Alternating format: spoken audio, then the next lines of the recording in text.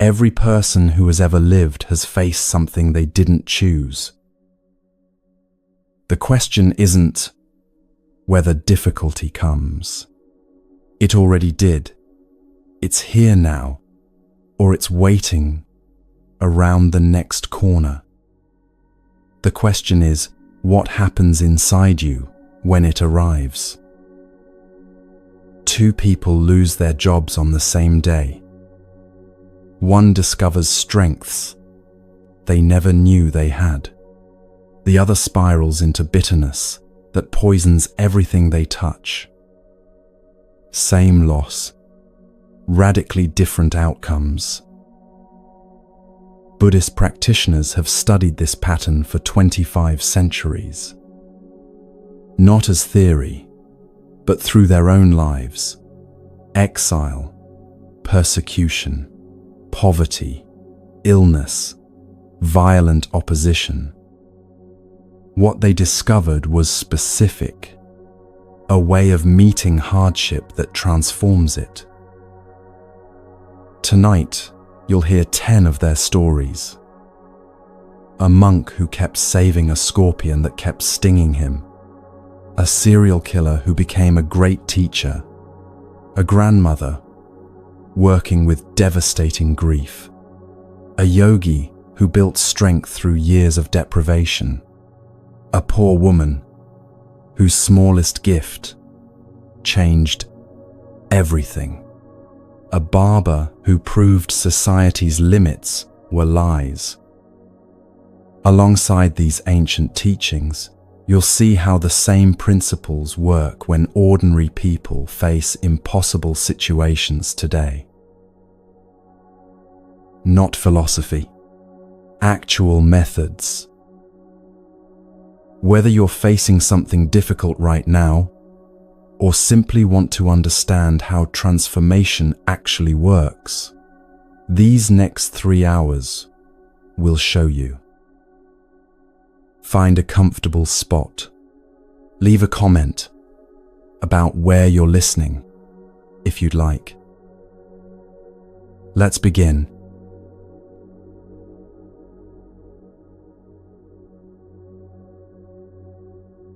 Our first story takes place by a river, where a monk is walking along the bank at sunset. The water flows quietly, catching the last gold light of day. The monk notices something struggling in the shallows. A scorpion, swept from the rocks, drowning in water too deep for its small legs to find purchase. Without hesitation, the monk bends down and scoops the scorpion into his palm to lift it to safety. The scorpion, doing what scorpions do, immediately stings him. The monk's hand jerks from the pain, and the scorpion falls back into the water. Again, the monk reaches down. Again, he lifts the scorpion toward the safety of the shore. Again, the scorpion stings him. This happens a third time, a fourth. A farmer has stopped on the path to watch this strange scene.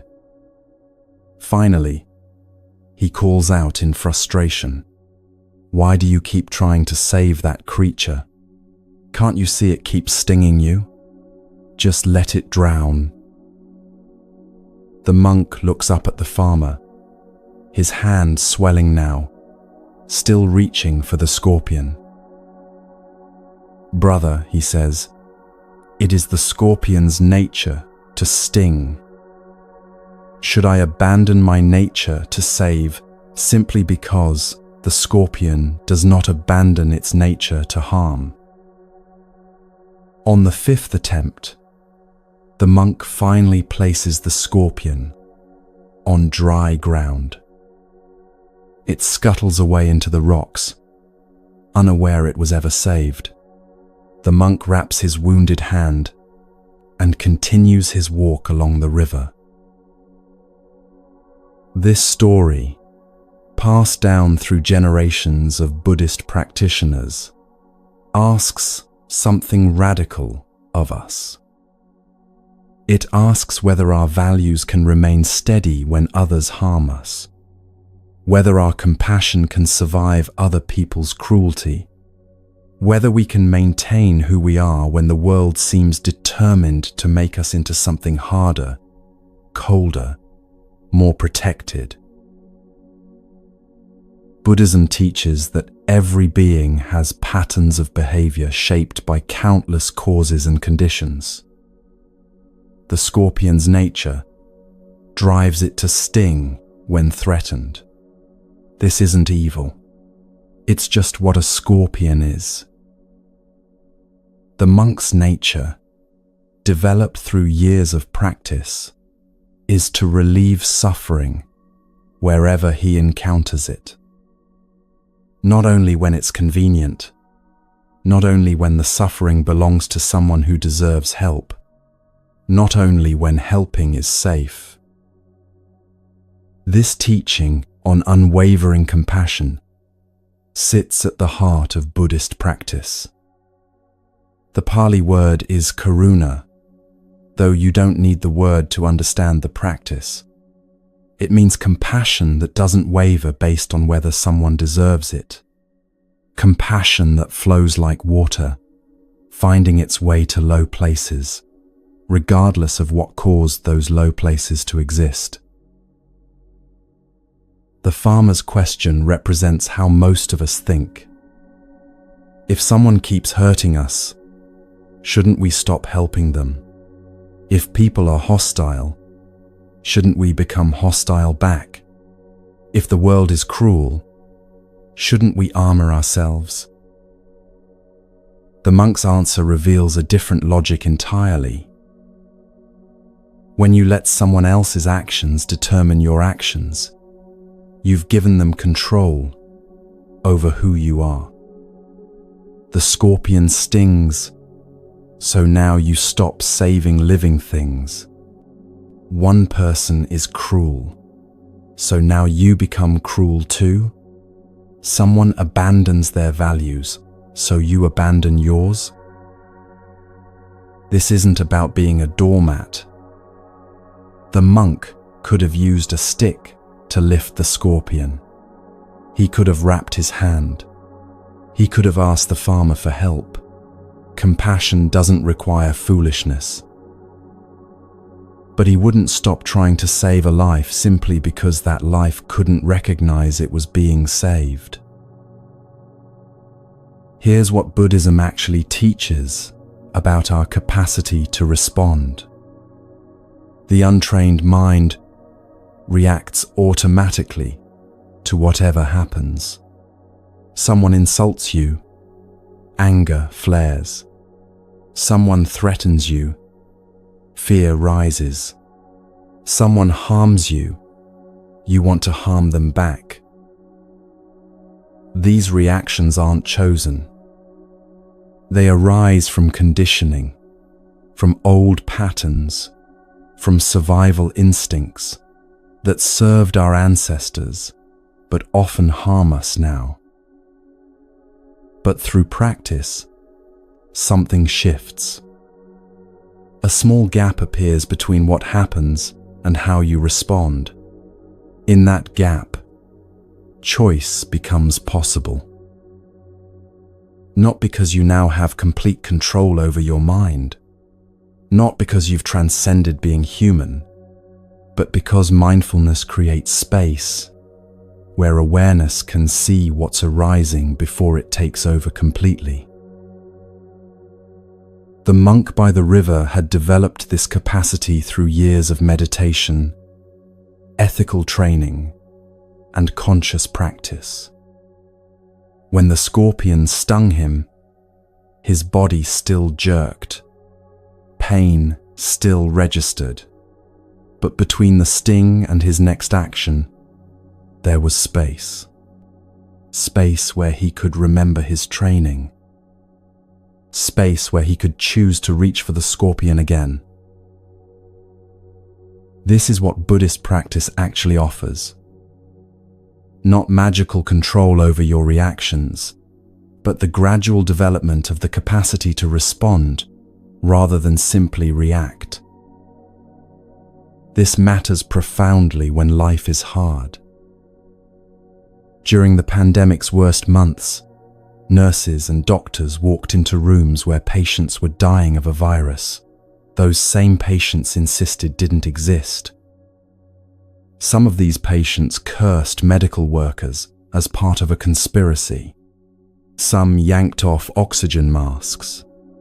Some refused treatment, while simultaneously demanding to be saved.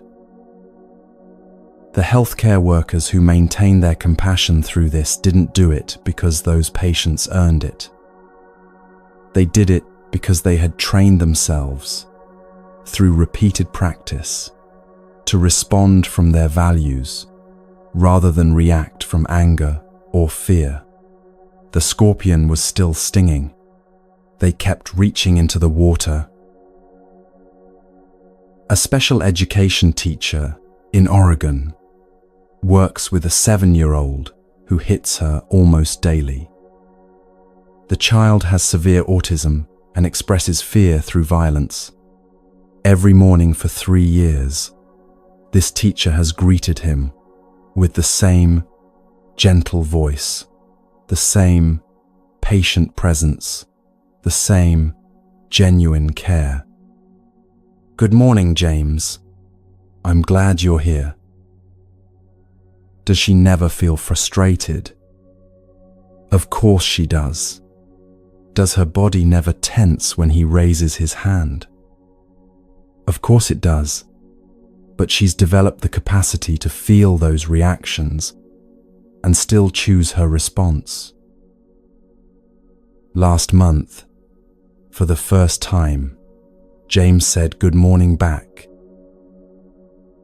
Customer service workers face an endless stream of people having their worst days.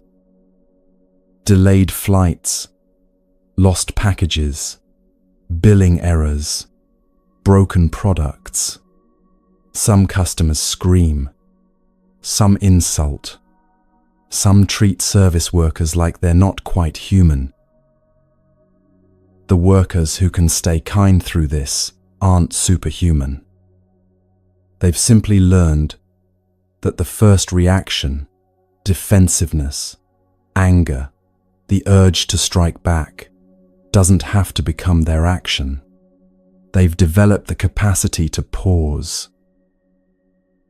One woman who works at an airport described it this way. A man was screaming at her because his flight was cancelled by weather. She could feel her own anger rising, her throat tightening, words forming that would cut him down. Then she remembered something her grandmother told her before she died. "Baby, hurt people. Don't let their hurt make you hurt too." She took a breath. She looked at this man who was red-faced and shaking, and she saw someone terrified he'd miss something important, someone who felt completely powerless, someone striking out because that was the only power he could grasp. "Sir," she said quietly, "I can see you're really upset. Let me see what I can do to help." He stopped mid-sentence. His shoulders dropped.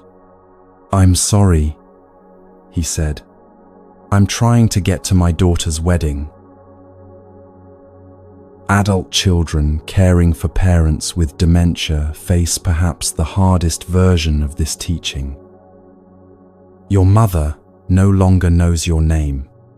Your father, who was gentle his whole life, now becomes combative, frightened, sometimes cruel. They need help with everything, and sometimes they fight that help with the fury of a trapped animal. The caregivers who survive this with their hearts intact aren't just enduring. They're practicing something the monk by the river understood. Their parents' illness made them forget who they're looking at. But illness won't make the caregiver forget who they're caring for. Buddhist teachers have understood this for centuries. When you harden your heart to protect yourself, you don't just shut out the pain, you shut out everything. Joy becomes muted. Connection becomes harder. You become less alive in trying to hurt less. But when you maintain your values, even as others abandon theirs, something different happens. You discover you're stronger than you thought. Each time you stay kind when someone is cruel, you prove to yourself that your kindness isn't dependent on their kindness. Each time you help someone who can't or won't appreciate it, you prove that your values aren't transactional. This is what the Buddha meant when he taught about loving kindness as an unshakable foundation. The word for this in Buddhist teaching is metta, though again, the word matters less than the practice. It's a quality of friendliness and goodwill that you carry regardless of circumstances, not because everyone deserves it, but because this is who you've chosen to become through training. Think of it like this. The sun doesn't check who's standing in its light before it shines. It doesn't withhold warmth from people who've done terrible things. It doesn't shine brighter on those who appreciate it. It simply shines because that's what the sun does. Through practice, your compassion can work the same way. This doesn't mean you let people harm you repeatedly without boundaries. The monk could have walked away from the river entirely. You can remove yourself from harmful situations while maintaining compassion for the person causing harm. You can protect yourself and still not become cruel. The practice is about developing the capacity to respond from your values rather than react from your conditioning. So how do you actually build this capacity? How do you develop the gap between stimulus and response? Start by noticing what happens in your body when someone harms you. Feel the urge to strike back, to defend, to hurt them as they've hurt you. Just notice it. You don't have to act on it. This noticing is the beginning of training. You're creating a tiny space of awareness between the reaction arising and the action that might follow. Then ask yourself a simple question. Who do I want to be right now? Not who does this person deserve to encounter? Not who would this situation justify me becoming? But who do I want to be? If the answer is someone kind, be kind. If the answer is someone who helps, help. If the answer is someone who doesn't let others' cruelty turn them cruel, then don't. It won't always work perfectly. You'll get stung sometimes, and you'll drop the scorpion, and you'll want to walk away from the river entirely. That's fine. This is practice, not perfection. Buddhism teaches gradual training, not instant transformation. Each time you notice your reaction before you act on it, you strengthen that capacity. Each time you pause between stimulus and response, that gap grows slightly wider. Each time you choose your values over your conditioning, you become a little bit freer. The Buddha taught this 25 centuries ago. Hatred never ceases by hatred, but by love alone is healed. This is an ancient and eternal law. He wasn't being idealistic. He was being practical. When you meet cruelty with cruelty, you create more suffering in the world, and you create more suffering in yourself. When you meet cruelty with compassion, at least the suffering stops with you. Tonight, as you rest, consider this. When someone stings you, and someone will, can you remember what the monk remembered by the river? That their nature to harm doesn't have to override your capacity to help. That who you're becoming through practice matters more than what they did. That you can develop, through training, the ability to be the monk rather than become the scorpion.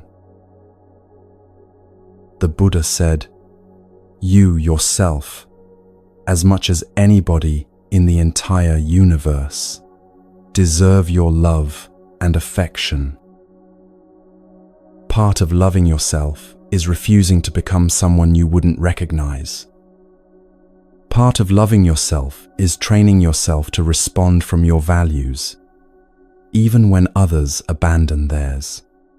Part of loving yourself is being the monk who reaches into the water again.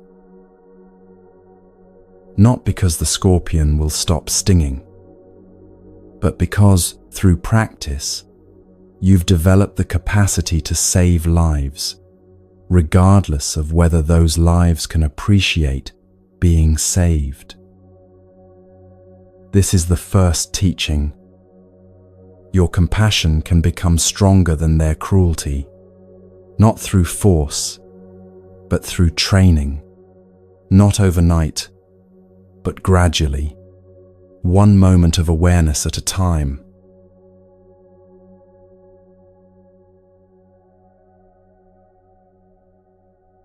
There was once a man who wore a necklace made of human fingers.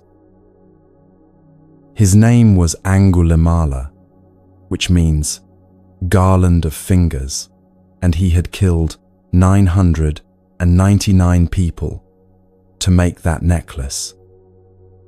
One finger from each victim, strung together and worn around his neck as he hunted through the forests outside the city of Savatthi.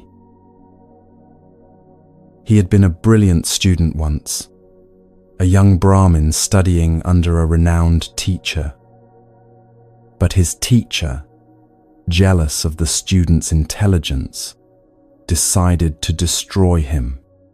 He told Angulimala that to complete his spiritual training, he must offer a sacrifice of 1,000 human fingers. The young man, believing his teacher completely, set out to collect them. And with each killing, something inside him died until only the killer remained. The roads around Savatthi became deserted. Whole villages emptied. Travelers took routes that added days to their journeys rather than pass through that forest. The king's soldiers tried to capture him and failed. Parents told their children stories about Angulimala to keep them from wandering. He needed one more finger to reach 1,000. His mother heard that her son had become a murderer. Despite everything, despite the monster he'd become, she loved him still. She set out to find him, to try one last time to bring him back to his senses. Angulimala saw her coming down the forest path. He raised his sword, One more finger, and his offering would be complete. The Buddha was staying in a monastery nearby. When he understood what was about to happen, he simply started walking toward the forest. His monks tried to stop him. Blessed One, that's where Angulimala hunts. Even the king's army fears him. The Buddha kept walking. Angulimala saw a monk in saffron robes coming down the path. He forgot about his mother and turned toward this new victim. He began to run, his sword ready, his necklace of bones rattling against his chest. But something impossible happened. The Buddha was walking at a normal pace, calm and unhurried. Angulimala was running with all his strength, yet no matter how fast he ran, he could not catch up. The distance between them never changed. Finally, exhausted and confused, Angulimala shouted, "Stop, monk." The Buddha turned and looked at him with eyes that held no fear. "I have stopped," the Buddha said. "It is you who have not stopped." Something in those words reached through all the killing, through all the blood, through all the years of madness. Angulimala dropped his sword. He fell to his knees, and for the first time since he'd started killing, he wept. "Can someone like me be saved?" he asked. "Come," the Buddha said. "Come and live the holy life." Right there, in the forest where he'd murdered hundreds, Angulimala became a monk. But becoming a monk didn't erase what he'd done. When Angulimala walked through the streets with his alms bowl, people recognized him. They threw stones. They hit him with sticks. They spat on him and cursed him. He would return to the monastery bleeding, his robes torn, his bowl empty. The Buddha looked at his wounds and said something that sounds harsh until you understand it. Endure it. You are experiencing in this life what would have caused you to suffer in hell for many years. Bear it patiently.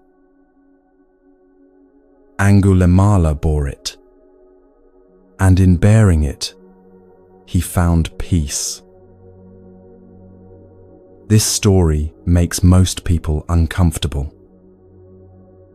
We want to believe that some people are beyond saving. We want to believe that certain actions put you outside the circle of those who deserve compassion.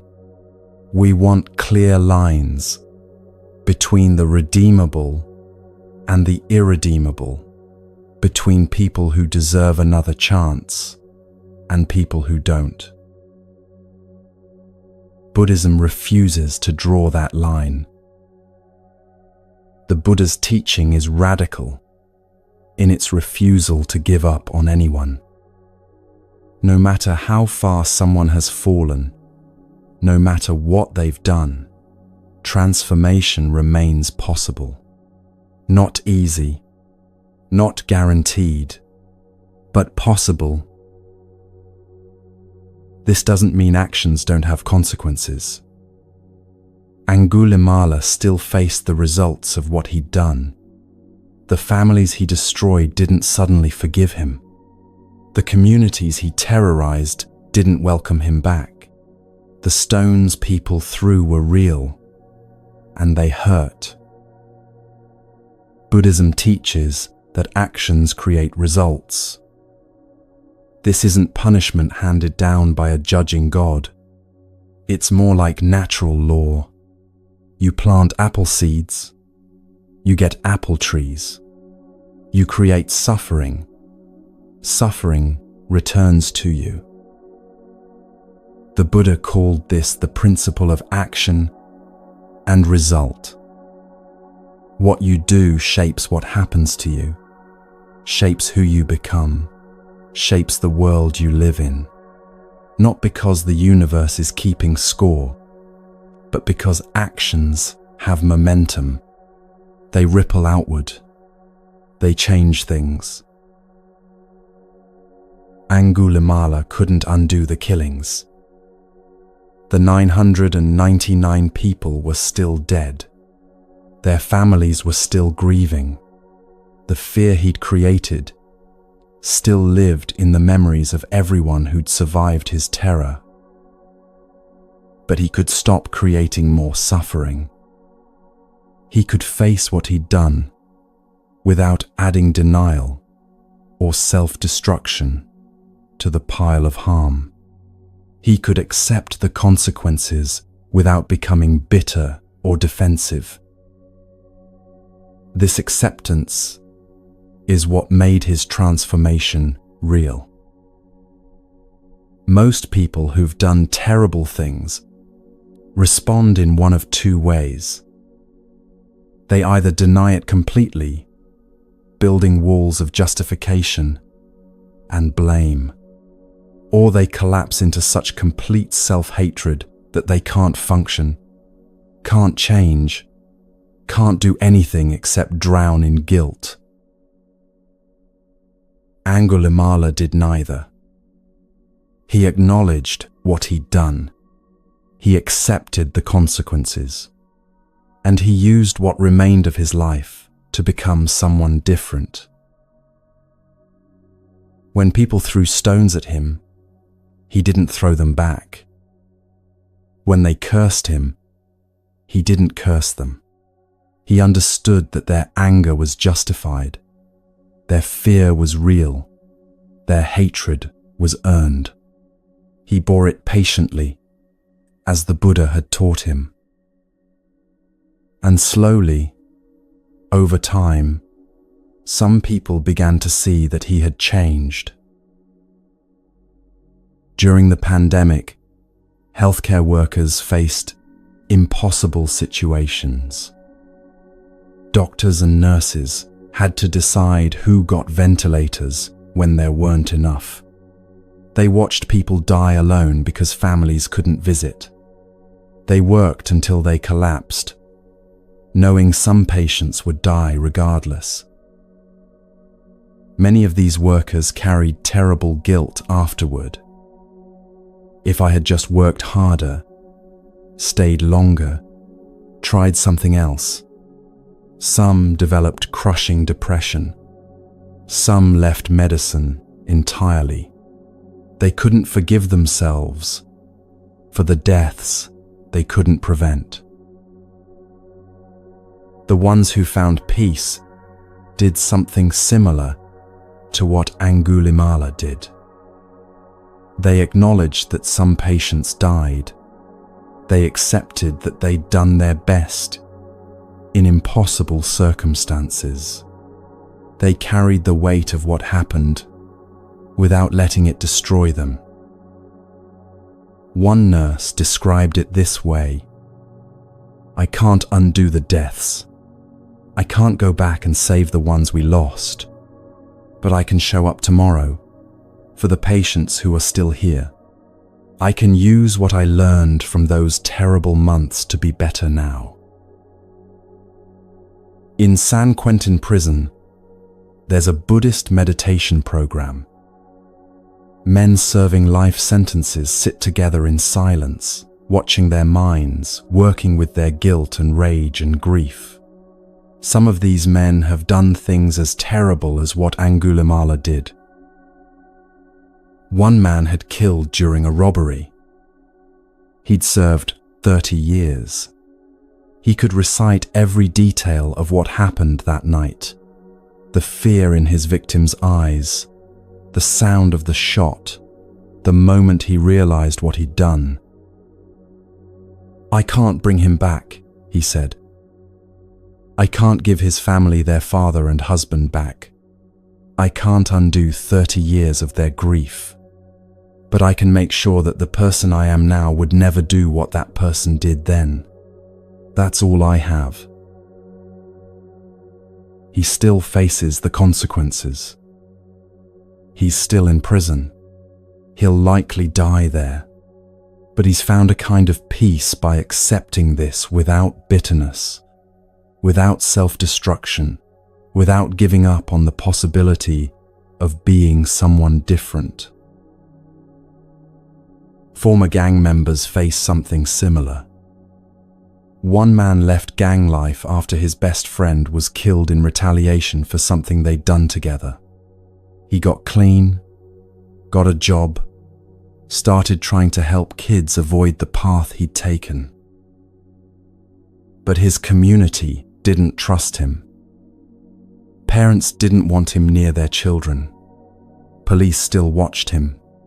People who'd lost loved ones to gang violence saw him on the street, and their faces went hard. He could have become bitter. He could have said, "I'm trying to change, and no one will let me." Instead, he kept showing up, kept proving through actions, not words, that he was different, kept accepting that people's distrust was earned. 5 years later, some of those same parents asked him to talk to their teenagers who were being recruited by gangs. They'd watched him long enough to believe the change was real. In recovery communities, people work through this daily. Someone sober for 5 years still lives with the damage they caused while using. The divorce that can't be undone, the children who don't trust them yet, the job they lost, the health problems that won't go away. They show up to meetings and they say, "I'm responsible for this. I did this, and I'm doing everything I can to be different now." They don't demand forgiveness. They don't expect trust. They accept that some consequences will follow them forever, but they refuse to let those consequences be an excuse to stop trying. This is the path Angulimala walked.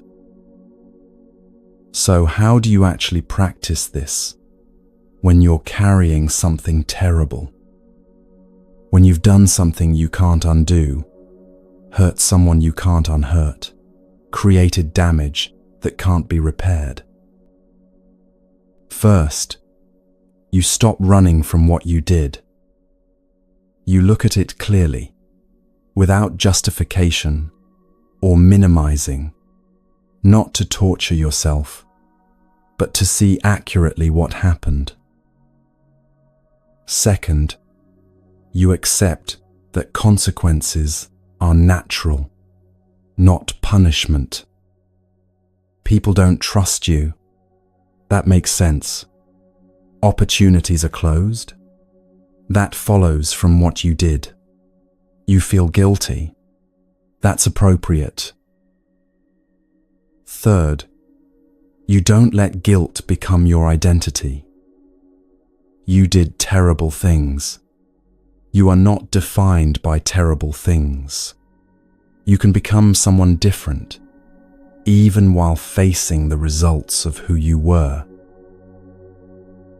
Fourth, you make what amends you can and accept that some damage can't be repaired. You do what's possible without demanding that it erase what happened. Fifth, you live the rest of your life differently. Not to earn redemption. You can't earn your way out of what you did. But because transformation itself is the only response that makes sense. The Buddha taught that no one is beyond change. not the worst killer, not the cruelest person, not you, no matter what you've done. This doesn't minimize harm. It doesn't excuse actions. It doesn't mean consequences disappear. It means that who you were doesn't have to determine who you become. It means that transformation is possible even from the darkest places. It means that bearing consequences patiently, without bitterness, can itself become a path to peace. Tonight, if you're carrying something heavy from your past, remember this. Angulimala wore a necklace of 999 finger bones. People threw stones at him until he bled, and still he found peace. Not by escaping consequences, not by denying what he'd done, not by drowning in guilt, but by accepting what couldn't be changed and becoming someone different anyway. The Buddha said, "However many holy words you read, however many you speak, what good will they do you if you do not act upon them?" Transformation isn't about words. It's about becoming, through action and acceptance, someone your past self wouldn't recognize. Someone who faces consequences without collapsing. Someone who changes without demanding applause for changing. If Angulimala could walk that path, so can you. Not because what you did doesn't matter, but because what you do next matters more.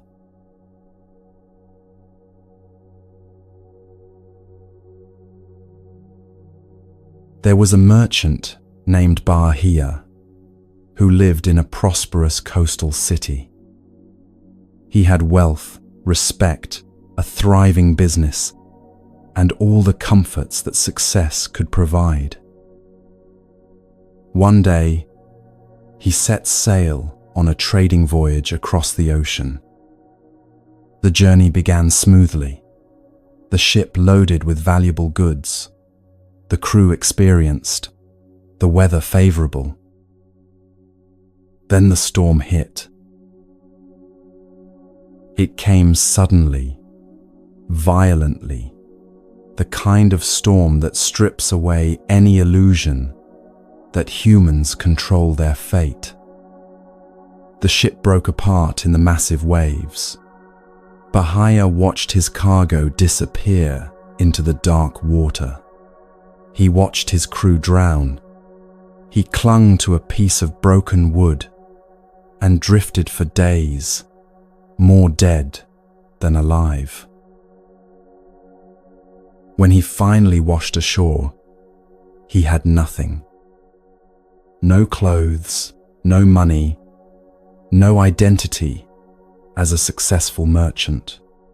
Just a body barely alive and a mind shattered by loss. He wrapped himself in bark cloth he found in the forest. He begged for food in the villages. People looked at him with pity or disgust. This wild-looking man who'd lost everything. But something strange happened in that complete devastation. With nothing left to protect, nothing left to build, nothing left to become, Bahia's mind became unusually clear.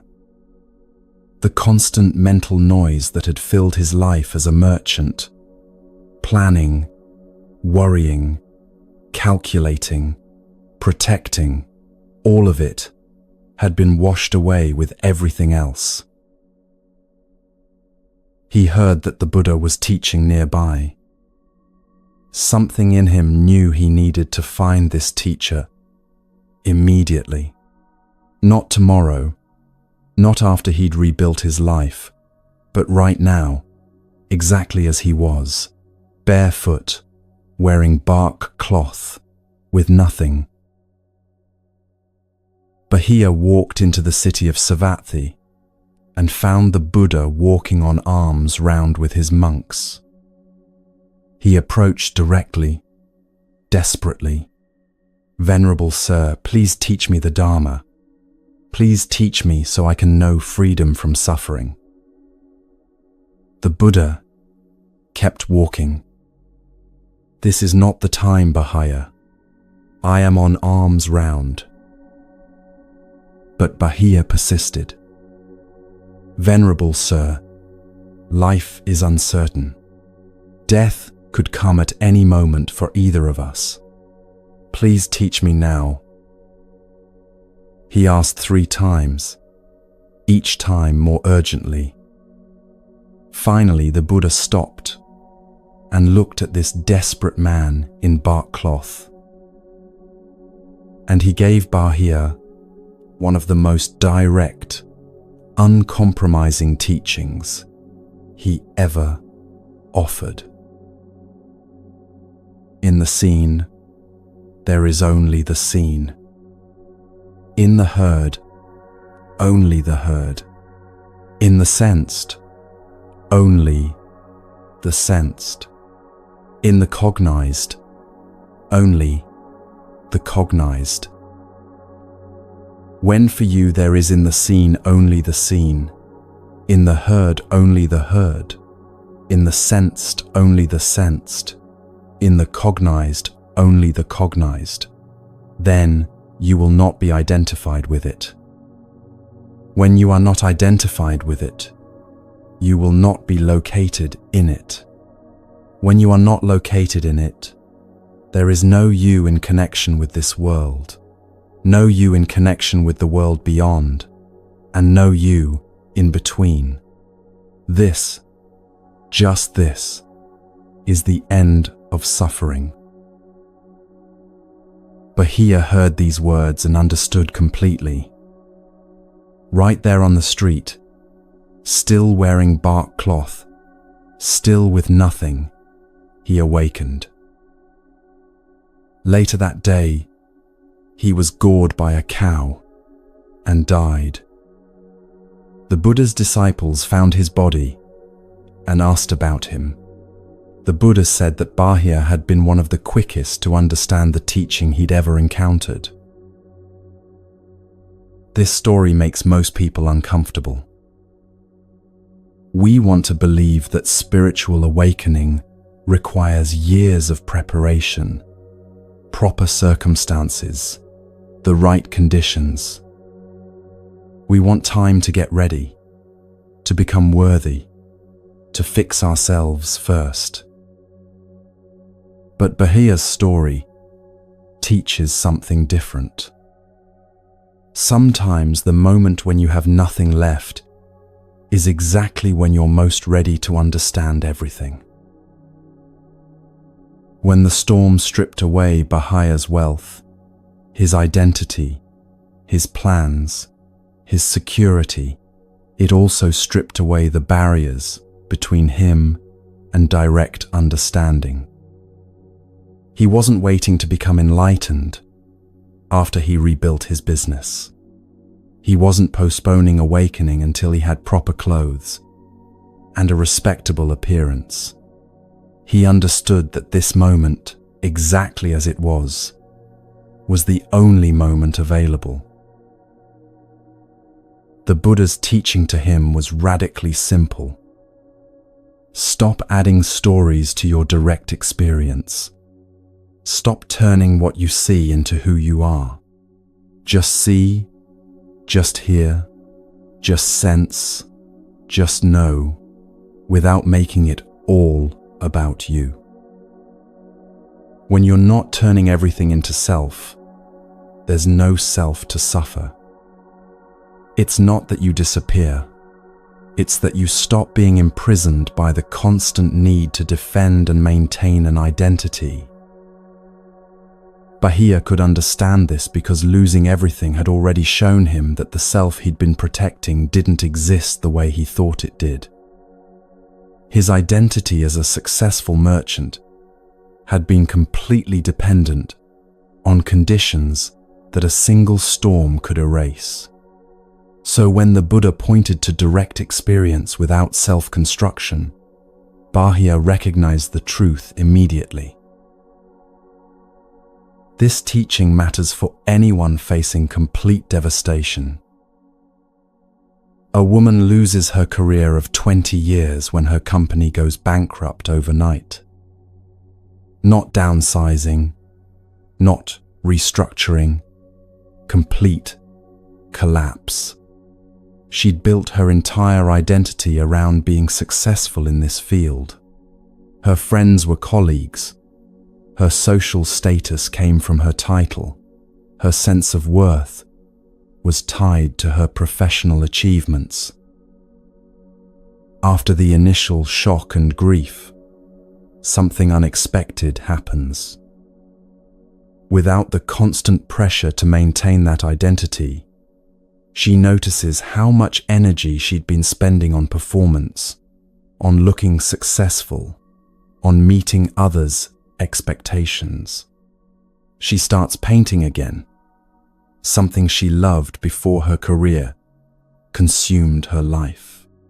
She discovers she can be happy in ways that have nothing to do with professional achievement. A man's house burns down in a wildfire.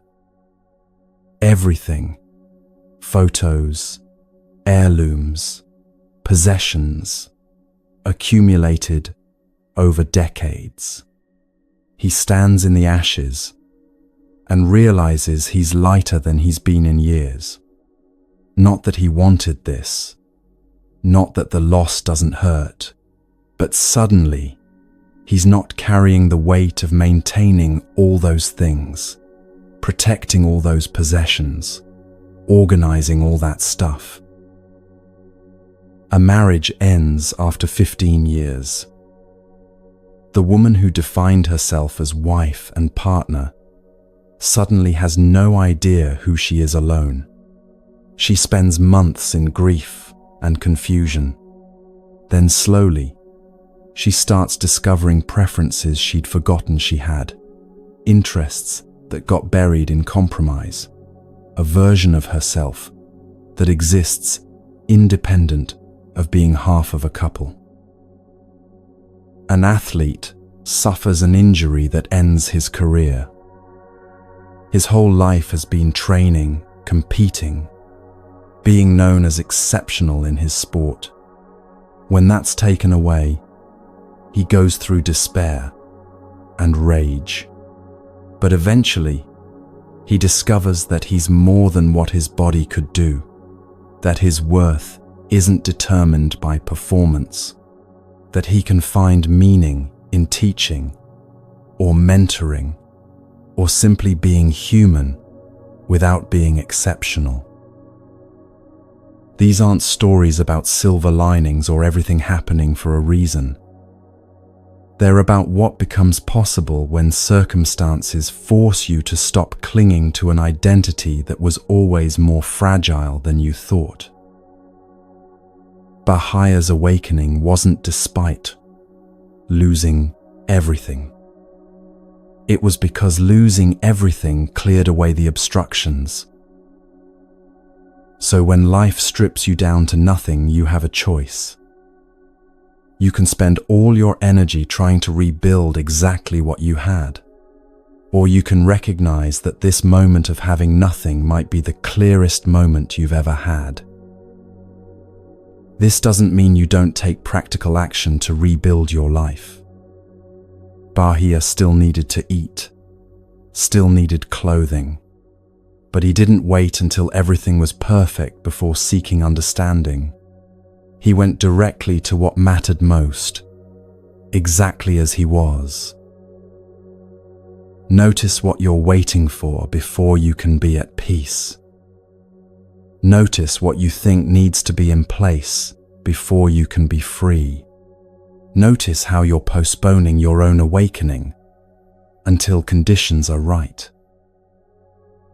Bahia's teaching is that the conditions are never going to be perfect. Life is uncertain. Death could come at any moment. The only moment you actually have is this one, whatever state it's in. When everything is stripped away, what remains? Not the roles you played, not the possessions you accumulated, not the identity you maintained. What remains is the simple capacity to be aware, to experience, to be present. That awareness doesn't need anything to be valid. It doesn't need success or comfort or security. It's already here, already whole, already free. Tonight, if you've lost something that felt like everything, remember this. Bahia lost his ship, his cargo, his crew, his wealth, his clothes, his identity. He approached the Buddha, wearing bark cloth and begging for food. And in that state of having nothing, he understood everything. Not because loss makes you enlightened, but because sometimes losing what you thought you were clears the way to discovering what you actually are. The Buddha said this to Bahia: when you stop making everything about you, suffering ends.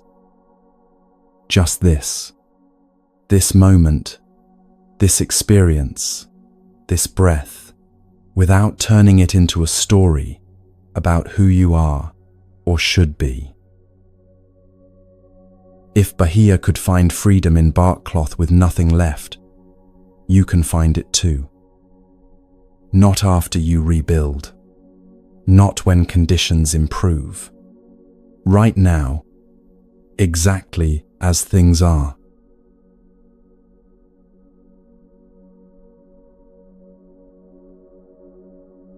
In a small monastery on the edge of a mountain village, there was a monk whose job was to grind grain for the community's meals. Every morning before dawn, he would take the large stone pestle and grind rice, barley, and wheat into flour. The pestle had been used for generations. It was heavy granite, worn smooth by decades of hands, and it fit perfectly into the grinding stone below. The monk had used it for years, knew its weight, knew how it moved, knew the rhythm of grinding that produced the finest flour. One morning, he lifted the pestle and saw a crack running through it. Not a small surface crack, but a deep fissure that went nearly halfway through the stone. His first response was frustration. This pestle had been perfect. Now it was flawed, compromised, potentially dangerous. If it broke completely while he was using it, he would need to request a new one from the village stone cutter, which would take weeks and cost money the monastery barely had. He brought the cracked pestle to the abbot. "Master, the grinding stone has cracked. I need a new one. I cannot work with this." The abbot examined the pestle carefully, running his fingers along the crack. "Can you still grind grain with it?" "Yes, but it's cracked," the monk said, as if this was obvious. "It's not what it should be." "Then use it," the abbot said simply, handing it back. The monk stared at him in disbelief. "But master, It might break completely. It's damaged. It's not the right tool anymore. It's the tool you have, the abbot replied. Use it until it no longer works. Then we'll discuss what comes next. The monk returned to his work, angry and resentful. He felt the abbot was being unreasonable, forcing him to work with inferior equipment when anyone could see the pestle was broken. But he had his assignment, so he began grinding. At first, he ground carefully, tentatively, afraid the pestle would shatter in his hands. He kept stopping to check if the crack had widened. Every grain he ground felt like a reminder that he was working with something imperfect, something damaged, something that shouldn't be trusted. Days passed. The crack didn't grow. The pestle kept working. Slowly, reluctantly, the monk began to adjust. He found that if he changed his grip slightly, the pressure didn't fall directly on the cracked section. If he ground in smaller batches, he didn't need to press as hard. If he worked more slowly and mindfully, he could feel when the pestle was under stress and ease back. Within 2 weeks, he was grinding as much flour as he ever had, maybe more. The pestle with the crack was teaching him to pay attention in ways the perfect pestle never had. One morning, the abbot came to watch him work. The monk was deep in the rhythm of grinding, his movements smooth and practiced, his attention fully present with each stroke. "Tell me," the abbot said, "are you still waiting for a new pestle?" The monk paused, surprised to realize he'd forgotten about it entirely. "No, master," he said slowly. "This one works." "Does it work as well as the old one?" The monk considered this carefully. "It works differently. I have to pay more attention. I have to adjust my technique. But yes, it works. Sometimes I think it works better because I'm more present with it." The abbot smiled. This is the teaching. Life cracks things. Tools break. Bodies age. Plans fail. Circumstances change. You can spend your energy wishing for what's not cracked, or you can learn to work skillfully with what is. The monk bowed, understanding finally what the abbot had been trying to show him from the beginning. This story cuts to the heart of a crucial distinction in Buddhist practice. Acceptance is not the same as resignation. Resignation says, "The pestle is cracked, so I give up.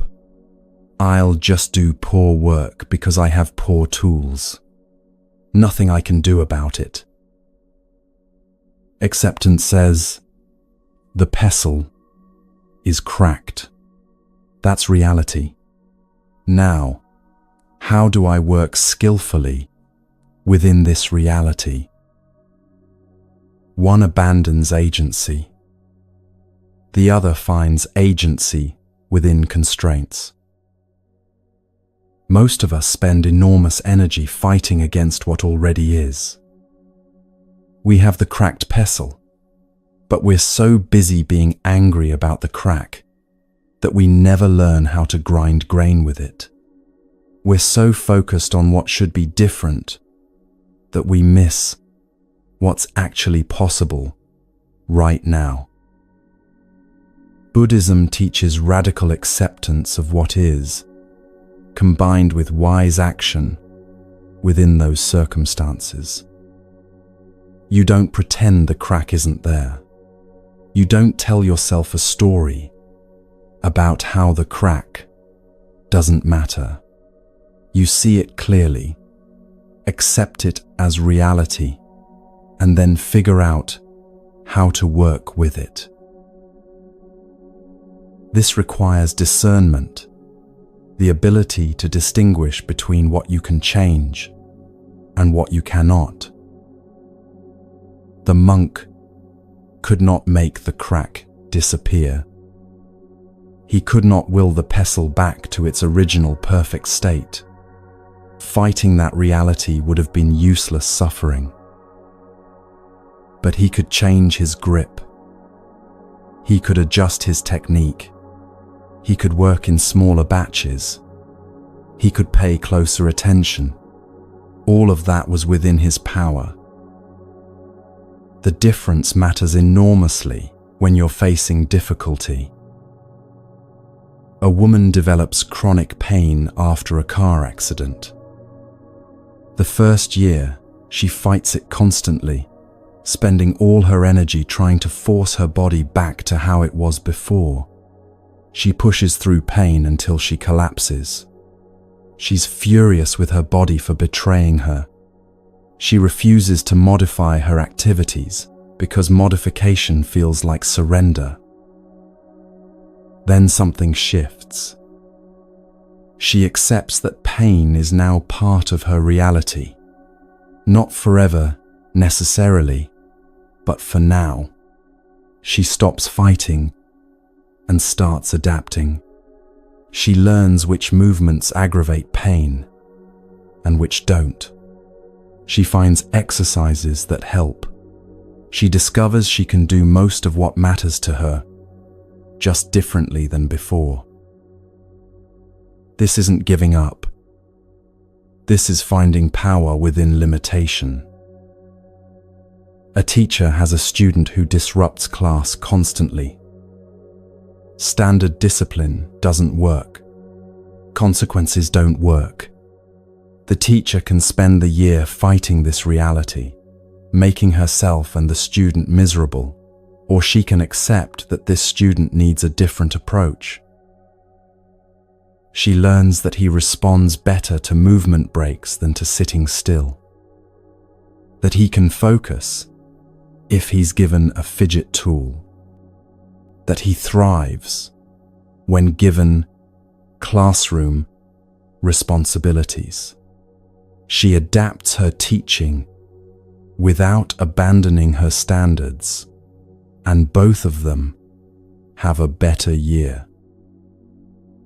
An entrepreneur builds a business that depends on in-person interaction.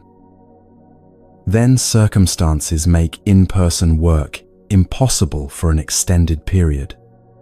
She can rage against the circumstances, or she can accept them and innovate. She creates virtual offerings, finds new ways to connect with clients, discovers markets she never knew existed. A man loses his job at 55. The industry he knows is dying. He can spend his energy bitter about how things should be, or he can accept the changed landscape and find where his skills still matter. He takes his expertise into consulting, into teaching, into an adjacent field that values what he knows. A parent has a child who is not neurotypical. The first years are spent trying to force the child into typical development patterns, into fitting the mold, into being normal. Everyone is miserable. Then the parent accepts their actual child, not the child they imagined, and suddenly they can see their child's actual strengths, actual needs, actual gifts. They adapt their parenting, and their child starts thriving. A writer develops arthritis in her hands. Typing becomes painful. She can stop writing and grieve what's lost. Or she can learn voice-to-text software, dictation, new ways of working. Her process changes completely, and she discovers the change brings new creativity. None of these people resigned themselves to suffering. They all accepted reality and found agency within it. So how do you practice this when you're facing your own cracked pestle? First, acknowledge what's actually broken. Don't minimize it. Don't pretend it's fine when it's not. The crack is real. See it clearly. Second, stop fighting the fact that it's cracked. This happened. This is reality now. Fighting reality is suffering added to suffering. Third, ask what's actually still possible. Not what should be possible if things were different, but what's genuinely available right now, given exactly how things are. Fourth, experiment with different approaches. The monk had to try different grips, different techniques, different batch sizes. He had to discover what worked with this particular crack. You'll need to experiment too. Fifth, notice when you're confusing acceptance with resignation. Resignation is passive, hopeless, abdication of agency. Acceptance is clear seeing that leads to wise action. Finally, stay present with what you're learning. The monk discovered that working with the cracked pestle taught him things the perfect pestle never could. Your constraints might be teaching you something valuable too. Tonight, if you're facing something broken that won't go back to how it was, remember this. The monk wanted a perfect pestle. He got a cracked one. He could have refused to work, spent his energy angry, ground poor flour while wishing for better tools. Instead, he learned to work with what he had. Not by pretending it wasn't cracked, but by accepting the crack and finding skill within that reality. The Buddha taught that suffering comes not from pain itself, but from our relationship to pain. Not from difficulty, but from our resistance to difficulty. Not from having cracked tools, but from refusing to learn how to use them. The pestle will crack. Something in your life will break. The body will age. Circumstances will change. Plans will fail. That's not the problem. The problem is thinking you can't work, can't thrive, can't create anything beautiful with cracked tools. The solution is learning to grind grain anyway, with attention, with adaptation, with acceptance of what is. This is wise action within constraints. This is freedom that doesn't require perfect conditions. This is the crack in the pestle that teaches what the perfect pestle never could.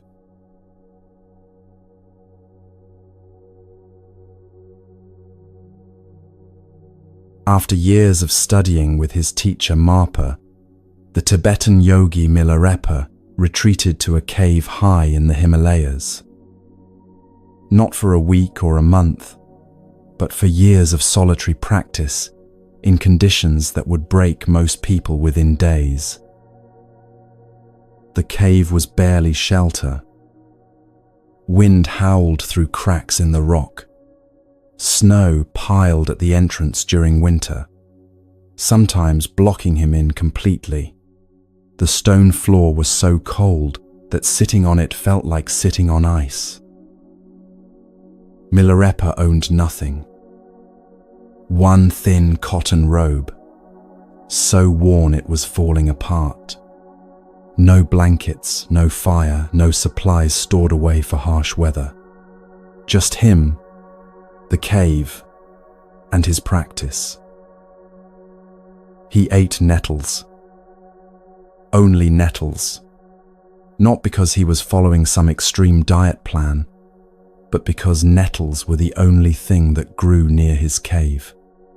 Day after day, month after month, year after year, boiled nettles when he had fuel for fire, raw nettles when he didn't. His body began to change. His skin turned greenish from the nettles. His hair fell out in clumps. He became so thin that every bone showed through his skin. He was cold constantly, hunger a permanent companion, his body breaking down from deprivation. Sometimes, hunters would pass near his cave and see this strange green creature huddled in the entrance, barely human. They thought he was a demon or a ghost. They would throw stones, shout at him to leave, threaten him. Milarepa would just sit there, watching them with calm eyes, saying nothing. His sister came once, horrified by what she found. "Brother, you're dying," she wept. "This practice is killing you. Come home. Eat real food. Live like a human being." Milarepa smiled at her gently. "I am more alive now than I ever was living comfortably. What looks like death to you is actually life to me." She didn't understand. How could suffering bring life? How could deprivation create strength? How could someone wasting away in a freezing cave claim to be thriving? But something was happening in that cave that had nothing to do with physical comfort. When you have nothing, you discover what you actually are. When the body is weakened, the mind can grow incredibly strong. When external supports are stripped away, internal strength must develop, or you die. Milarepa wasn't torturing himself for religious merit. He wasn't trying to prove his spiritual superiority. He was conducting an experiment in the deepest laboratory possible, his own consciousness under extreme conditions. He wanted to know what remained when everything comfortable was removed. He wanted to discover what mind could do when body was reduced to almost nothing. He wanted to understand if peace was possible in the worst circumstances imaginable. And he discovered something that changes how we understand strength entirely. Most of us build strength by adding things. We eat more protein to build muscle. We acquire more knowledge to feel confident. We surround ourselves with comforts to feel secure. We accumulate possessions, relationships, achievements, trying to feel strong by having more. Milarepa discovered strength by removing everything until only essence remained. In the cave, he couldn't distract himself from his mind. No entertainment, no companionship, no variation in routine to break up the monotony. Just him and his thoughts, hour after hour, day after day, facing everything he'd been avoiding his entire life. Fear came up. In the darkness, listening to wolves howl outside, feeling his body weaken from hunger, watching storms that could easily kill him, fear was constant. But with nowhere to run from it, Milarepa learned to sit with fear until it revealed its nature. Fear wasn't a thing, it was a pattern of thoughts and sensations. When he stopped fighting it, it lost its power. Loneliness came up. Months would pass with no human contact. The silence was so complete, it felt like being the only person left alive. But in that loneliness, Milarepa discovered something strange. He was never actually alone. Awareness was always there, experiencing everything. The mind that watched loneliness was itself not lonely. Anger came up. Rage at his teacher for the harsh training that led him here. Fury at circumstances beyond his control. Resentment about the unfairness of suffering. But burning in that anger year after year, he discovered something profound. Anger was fuel. Not fuel for hatred, but fuel for transformation when directed wisely. Despair came up. Days when he thought he'd made a terrible mistake, when continuing seemed pointless, when death would be easier than one more day of cold and hunger. But each time despair threatened to overwhelm him, he found that just beneath it was something unbreakable, some part of awareness that could witness even despair without being destroyed by it. Gradually, through years of this crucible, Milarepa's mind became like steel, forged in fire. Not hard and brittle, but strong and flexible. He developed capacity to remain steady through anything. When hunters threw stones, he felt no anger. When cold bit through his thin robe, he felt no complaint. When hunger gnawed at his belly, he felt no desperation. Not because he'd become numb, but because he'd discovered a layer of consciousness that wasn't touched by these conditions. This is what Buddhist practice actually points toward. Not becoming superhuman, not transcending being human, but discovering the part of you that's already free, right in the middle of suffering. You don't need to live in a cave eating nettles to access this, but you do need to stop running from difficulty. Think about how you handle hardship currently. Something challenging happens, and your first instinct is to escape it, fix it, distract from it, make it go away as fast as possible. You reach for food, screens, substances, shopping, anything to avoid feeling what's uncomfortable. This makes perfect sense. Pain hurts. Discomfort is unpleasant. Why would anyone choose to feel difficult things? But here's what Milarepa discovered. Avoiding difficulty keeps you weak. Every time you run from discomfort, you reinforce the belief that you can't handle it.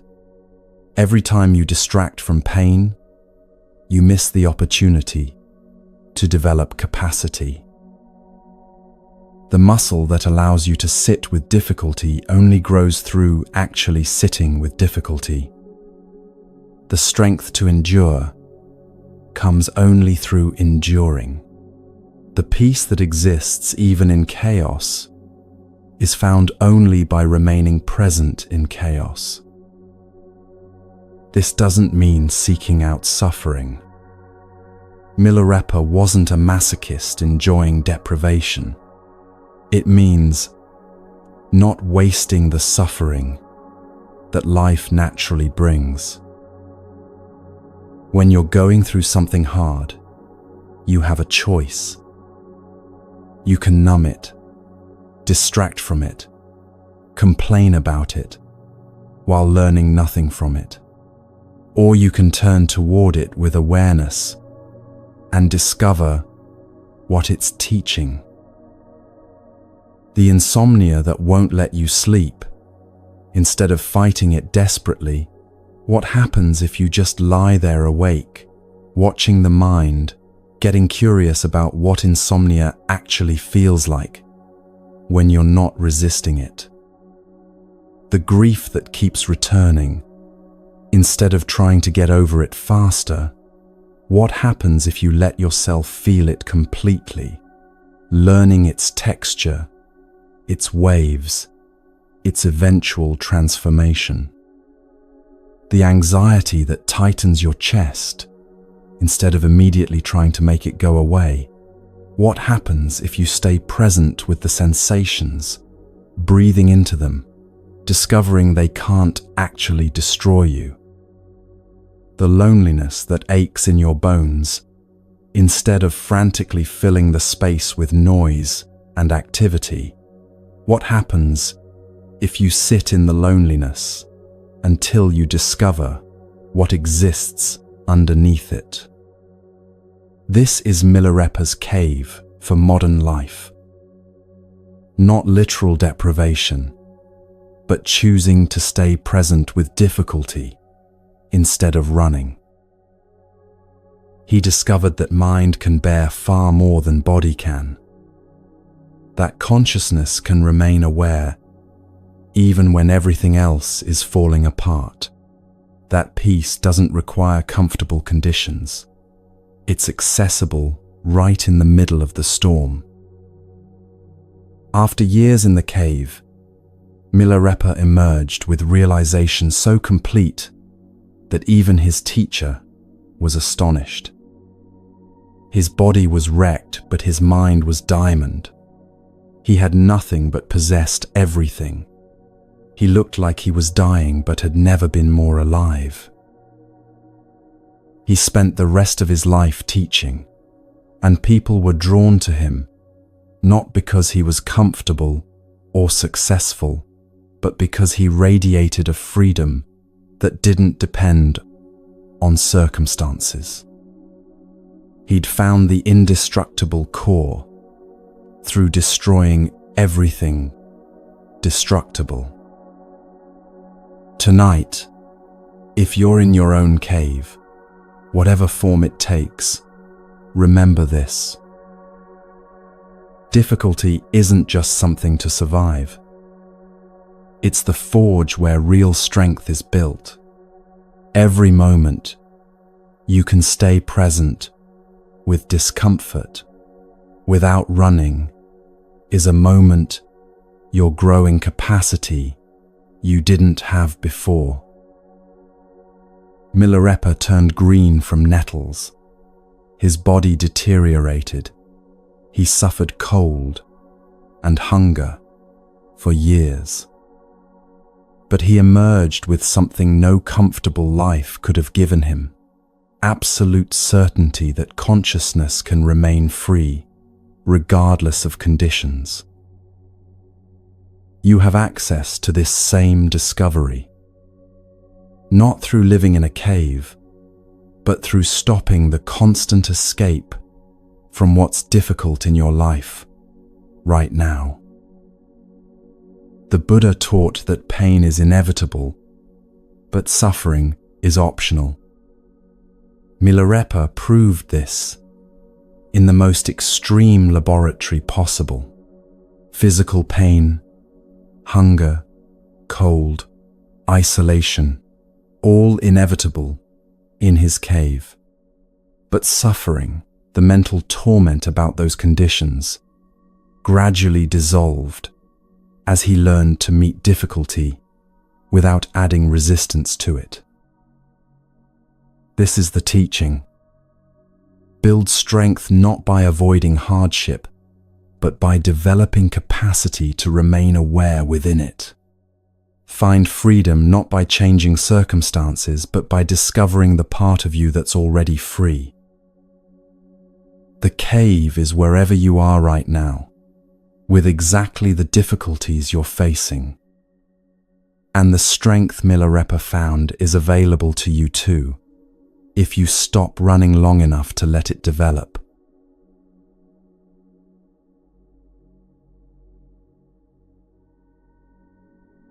Before the Buddha was the Buddha, he was a man named Siddhartha who was starving himself to death.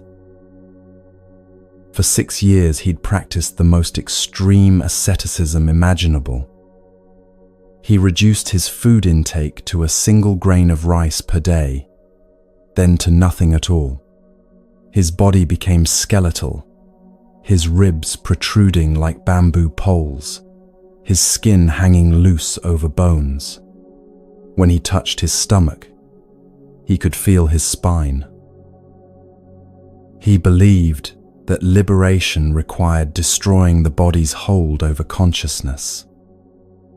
So he sat in meditation for days without moving, practiced breath retention until he passed out, exposed himself to extreme heat and cold, pushed his body to the absolute edge of survival. 5 other ascetics practiced with him, all of them committed to this path of self-mortification. They watched each other waste away, each secretly proud of how much they could endure, how close to death they could come in pursuit of enlightenment. One evening, Siddhartha sat by the river and realized something that shattered everything he'd believed. His mind was too weak to meditate properly. His body was too damaged to sustain awareness. He was close to dying, but no closer to understanding than when he'd started. This path was wrong. Torturing the body didn't free the mind. It just created a different kind of prison. He decided to eat. Nearby lived a woman named Sujata. She wasn't wealthy or educated or particularly spiritual.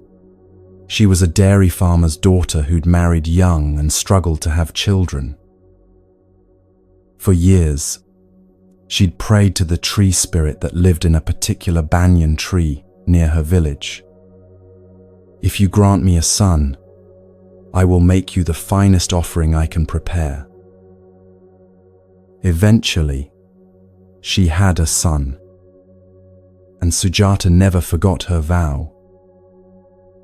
On the day Siddhartha decided to break his fast, Sujata was preparing her offering to the tree spirit.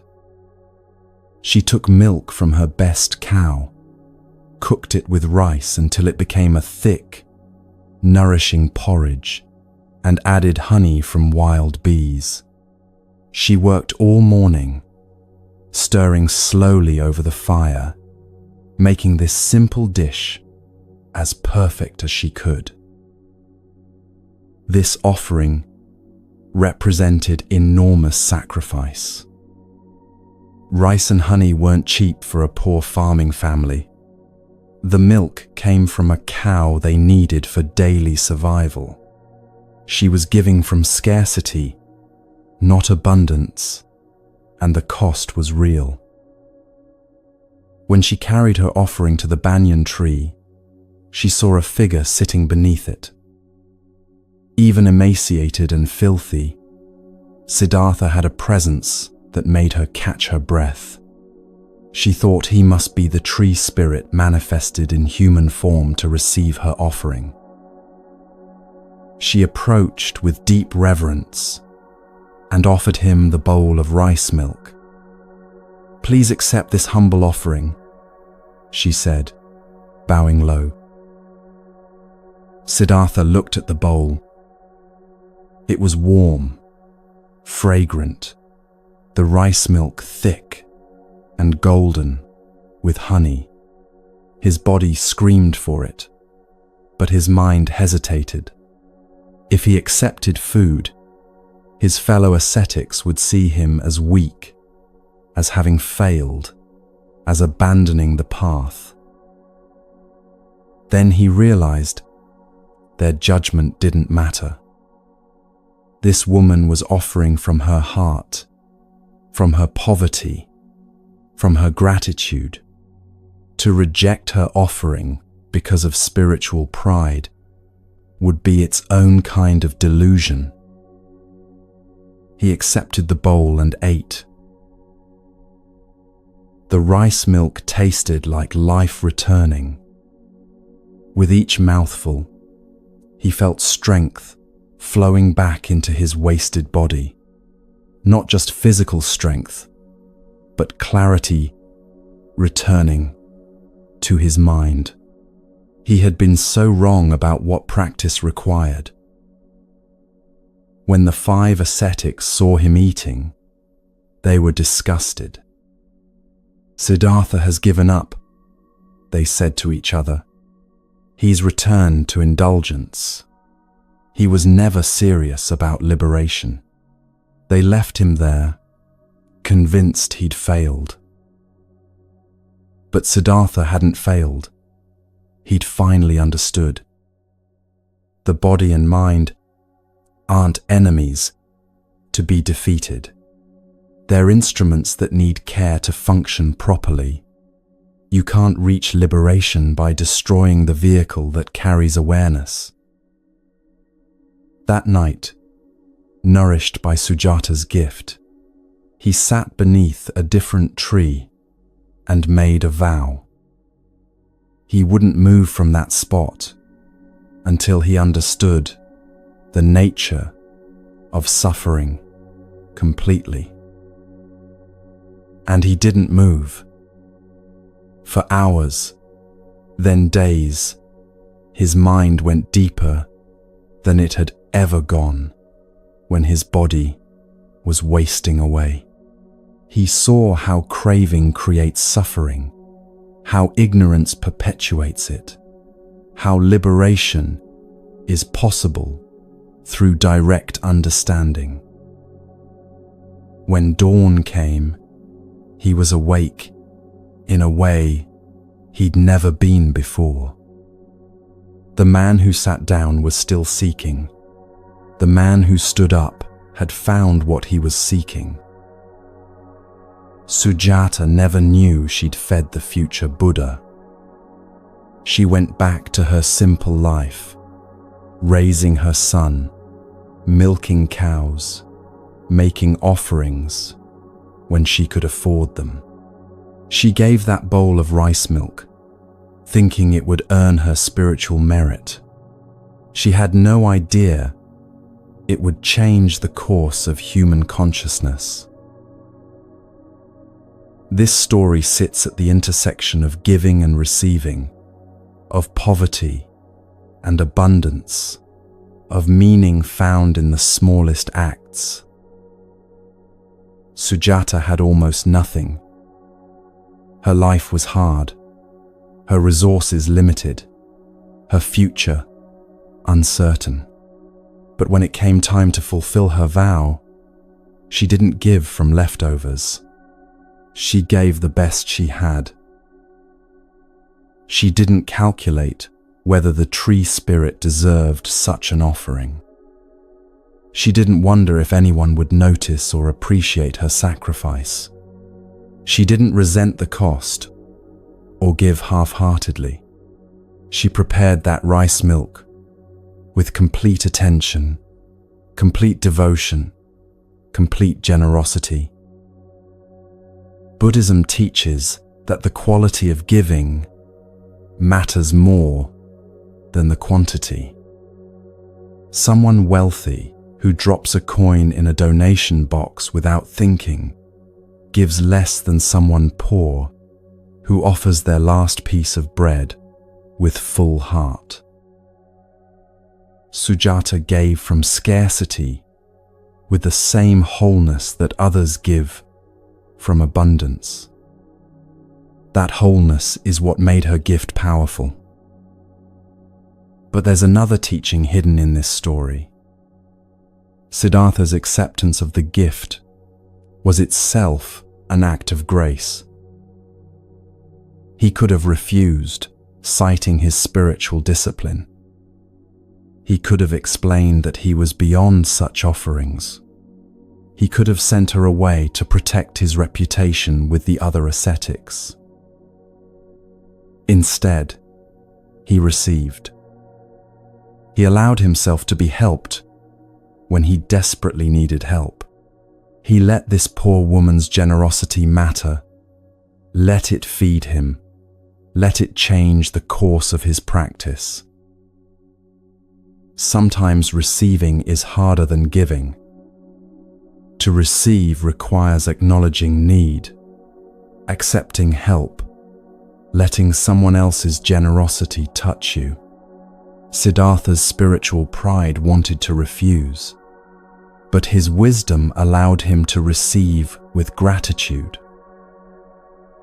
This exchange between Sujata and Siddhartha shows something essential about how transformation happens. She gave what little she had. He received what he desperately needed. Neither of them understood the full significance of the moment, but their mutual sincerity created something that changed the world. When you're going through hardship, it's easy to believe you have nothing to offer. You're barely surviving. How could you possibly give to anyone else? You're the one who needs help, not the one who can provide it. Sujata teaches differently.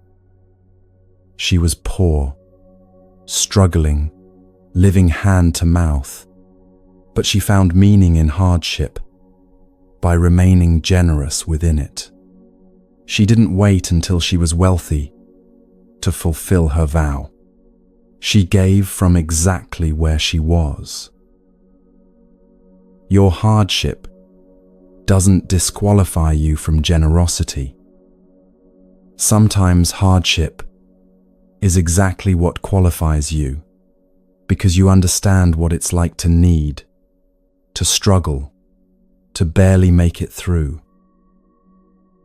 The kindness you offer someone when you yourself are suffering carries a weight that comfortable kindness never can. When you're drowning and you still reach out to someone else who's drowning, that connection means everything.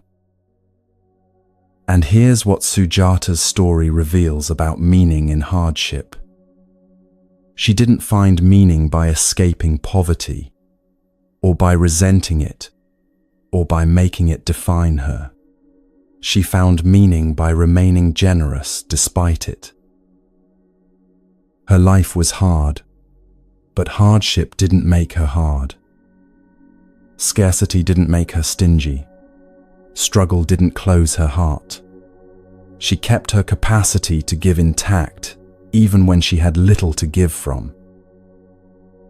This is what Buddhism points toward constantly. Your circumstances don't determine your spiritual capacity. Suffering doesn't prevent practice. It can deepen it. Having little doesn't mean being little. Think about what you're holding back because you think it's not enough. The encouragement you don't offer because your own life isn't perfect. The help you don't give because you yourself need help. The kindness you withhold because you're not in a position to solve someone's whole problem. Sujata didn't solve Siddhartha's spiritual crisis. She just offered rice milk. But that simple act at the right moment changed everything. You don't know what your small offering might mean to someone. You don't know how your struggling but still generous heart might touch another struggling heart in exactly the right way at exactly the right time. The Buddha later said that if people understood the power of generosity as he understood it, they wouldn't let a single day pass without giving something. Not because giving earns you points in some cosmic accounting system, but because generosity itself is freedom. When you give from scarcity, you prove to yourself that scarcity doesn't control you. When you offer kindness while suffering, you demonstrate that suffering hasn't conquered you. When you remain generous in hardship, you transcend hardship without leaving it. Sujata went back to milking cows and raising children and living simply. But she lived knowing she'd kept her vow, knowing she'd given her best, knowing she hadn't let poverty make her petty. That's the meaning hardship can hold. Not escaping it, or transcending it, or being rewarded for surviving it, but remaining fully human within it, generous, open-hearted, still capable of giving, even when you have little. Tonight, if you're facing scarcity of any kind, money, energy, time, hope, remember this. Sujata was poor. She gave rice milk. It fed the Buddha. He achieved enlightenment. He taught for 45 years. Millions have been helped by his teaching across 25 centuries. All of it traces back to one poor woman who didn't let poverty stop her from giving. You don't need abundance to be generous. You need willingness to give what you have, exactly as it is, exactly as you are. That's always enough. The Buddha said that even offering a glass of water with a pure heart plants seeds of immeasurable benefit. Not because the water is special, but because the heart that offers it transforms both giver and receiver. Your hardship is real. Your scarcity is real. And your capacity to remain generous within it is what gives both meaning.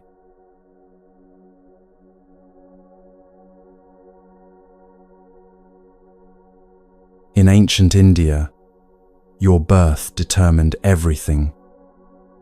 Not just your occupation, but your worth as a human being, your spiritual potential, even whether holy texts could be spoken in your presence. The caste system was absolute. Brahmins at the top, priests and scholars who claimed spiritual authority by birthright. Warriors and rulers next, merchants and farmers below them, and at the bottom, those who worked with their hands in service occupations. Upali was born into the lowest category. A barber.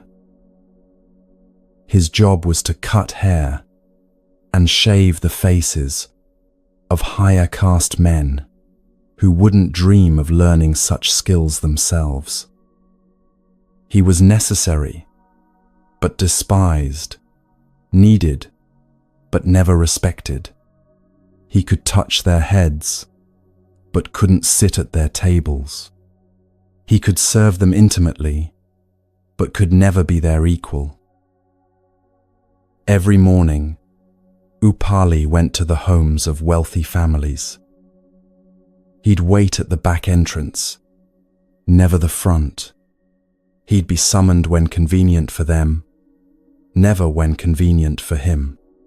He'd perform his work with skill while they discussed philosophy and dharma as if he wasn't there. Sometimes they'd talk about the new teacher, the Buddha, who was saying radical things about spiritual practice. Upali would listen while trimming beards and shaping hair, absorbing teachings that weren't meant for someone like him. One day, several young men from noble families decided to join the Buddha's community. They were Shakyan princes, the Buddha's own relatives, men of the highest birth and privilege.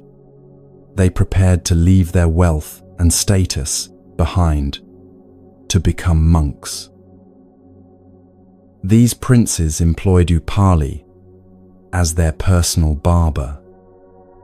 As they prepared to renounce the world, they called him to perform one final service, to shave their heads before ordination.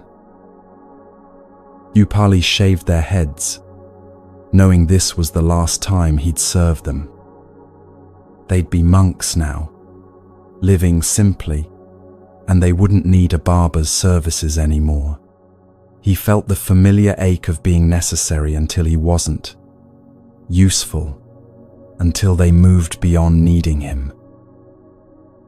Then, one of the princes said something that changed everything. "We're going to the Buddha to become monks. You should come with us, Upali." Upali stared at him.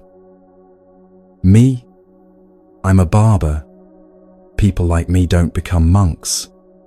I don't have the right birth, the right education, the right anything." The Buddha teaches that birth doesn't determine spiritual capacity, the prince said. "Come with us and see." So Upali went, expecting to be turned away, expecting to be told this path wasn't for people like him. But when they arrived, the Buddha did something that shocked everyone present. He ordained Upali first.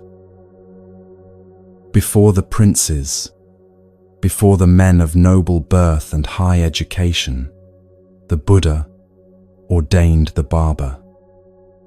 And according to monastic protocol, seniority is determined by ordination order, not by birth caste. Which meant Upali was now senior to princes. Men who'd employed him days ago now had to bow to him. Men who wouldn't have sat at a table with him now had to treat him as their elder in the Dharma. The Buddha did this deliberately.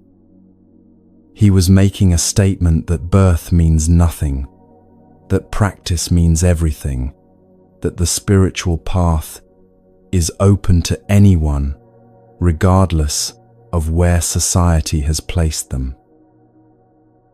But being ordained was just the beginning. Upali had to actually practice, had to prove that the Buddha's faith in him wasn't misplaced. And he did. Upali threw himself into understanding the monastic discipline with the same meticulous attention he'd once given to cutting hair. Every rule, every protocol, every subtle point of monastic conduct, he studied it all with extraordinary care. He had to work harder than the others. They'd grown up studying sacred texts. He'd grown up cutting hair. They had years of education behind them. He was starting from nothing. But Upali had something they didn't. He knew what it meant to be underestimated. He knew what it meant to have everything stacked against you. He knew what it took to excel when no one expected you to even try. He became the foremost expert in the monastic code. When questions arose about proper conduct, the Buddha would defer to Upali. When disputes needed resolution, according to the rules, Upali would clarify. The barber became the authority on how monks should live. After the Buddha died, the senior monks gathered to preserve his teachings. They chose Ananda, the Buddha's personal attendant, to recite all the discourses he'd memorized. And they chose Upali to recite the entire monastic code from memory. Upali stood before 500 enlightened monks and recited thousands of rules and protocols without a single error. The man who society said couldn't even hear sacred teachings was now the one preserving them for future generations. This wasn't just personal triumph. This was proof that the Buddha's teaching worked, that human potential isn't determined by birth or circumstance, that practice transforms anyone who applies it sincerely. Think about what Upali faced. Not just external barriers, those were obvious. The deeper challenge was internal. When you're told your entire life that you're lesser, that voice gets inside you. It becomes the way you see yourself. You don't just face discrimination from others. You discriminate against yourself. Upali could have refused the invitation to ordain, convinced it wasn't for someone like him. He could have sabotaged himself through doubt, proving society right about his limitations. He could have given up when the study got hard, accepting that he just wasn't smart enough. But he didn't. He took the opportunity he was given and made it count through sheer dedication. Buddhism teaches that what you are is not what you were born as. You're not defined by circumstances of birth, by family status, by what society has decided about people like you. You're defined by what you do with awareness, with practice, with sincere effort. Upali proved this absolutely. The system said he was untouchable spiritually. The Buddha said everyone has the same potential for awakening. Upali's life proved the Buddha right and the system wrong. But here's what matters for you right now, wherever you are. Maybe you weren't born into a literal caste system, but you've probably internalized messages about what people like you can and cannot do. Maybe it's about education. You didn't go to the right schools, so certain paths must be closed. Maybe it's about age. You're too old to start something new, too young to be taken seriously. Maybe it's about background, where you come from, how you grew up, the opportunities you didn't have. Maybe it's about identity, your gender, your race, your sexuality, your neurology, your body. Society has probably told you stories about what these things mean, what they limit, what they make impossible. The Buddha's teaching is that these limitations are constructed, not inherent. They're real in the sense that society enforces them, but they're not real in the sense that they actually determine your capacity. Upali couldn't change his birth caste. That was a fixed fact of his society, but he could refuse to let it determine his spiritual development, his dedication to practice, his eventual mastery. You can't always change external circumstances. Discrimination is real. Barriers are real. The obstacles placed in front of certain people are genuinely harder than what others face. Acknowledging this matters, but you can refuse to internalize those limitations as truth about your actual potential. You can work twice as hard if that's what's required. You can prove the doubters wrong by becoming undeniable. Upali didn't just become a decent monk despite his background. He became the foremost authority in his area of expertise. He didn't settle for being allowed into the community. He excelled within it. This matters because settling for good enough given my circumstances is still internalizing the limitation. It's still accepting that you should be measured by a different standard because of where you started. The Buddha measured everyone by the same standard: sincerity of practice, depth of understanding, quality of conduct. Upali met that standard completely, not approximately. When the former princes had to bow to their former barber, it wasn't charity or token inclusion. It was recognition of genuine accomplishment. Upali had earned their respect through actual mastery, not through anyone lowering the bar. So what are you not attempting because you've decided it's not for people like you? What have you ruled out before even trying because of messages you've absorbed about your limitations? The voice that says you can't is often just society speaking through you. It sounds like truth because you've heard it so many times, but it's opinion, not fact. Upali proved that decisively. Start where you are. Use what you have. Work with what you know, even if it's less than what others started with. The path is open, regardless of where you begin. And when you face doubt, yours or others, remember the barber who became the authority.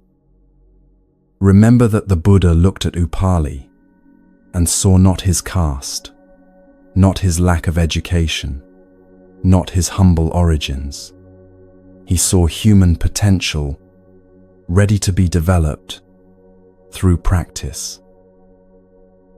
That same potential exists in you, not because you're special, but because everyone has it. Not because the path is easy, but because it's available. Not because society will support you, but because practice works regardless of what society thinks. Tonight, if you've been told what you cannot become, remember this. Upali cut hair for nobles who wouldn't acknowledge him as fully human. He became the monk they had to bow to. He preserved the Buddha's teaching for all future generations. He proved that birth determines nothing, and practice determines everything. The Buddha said clearly, "Not by birth is one noble, by action is one noble." Upali lived that teaching. So can you.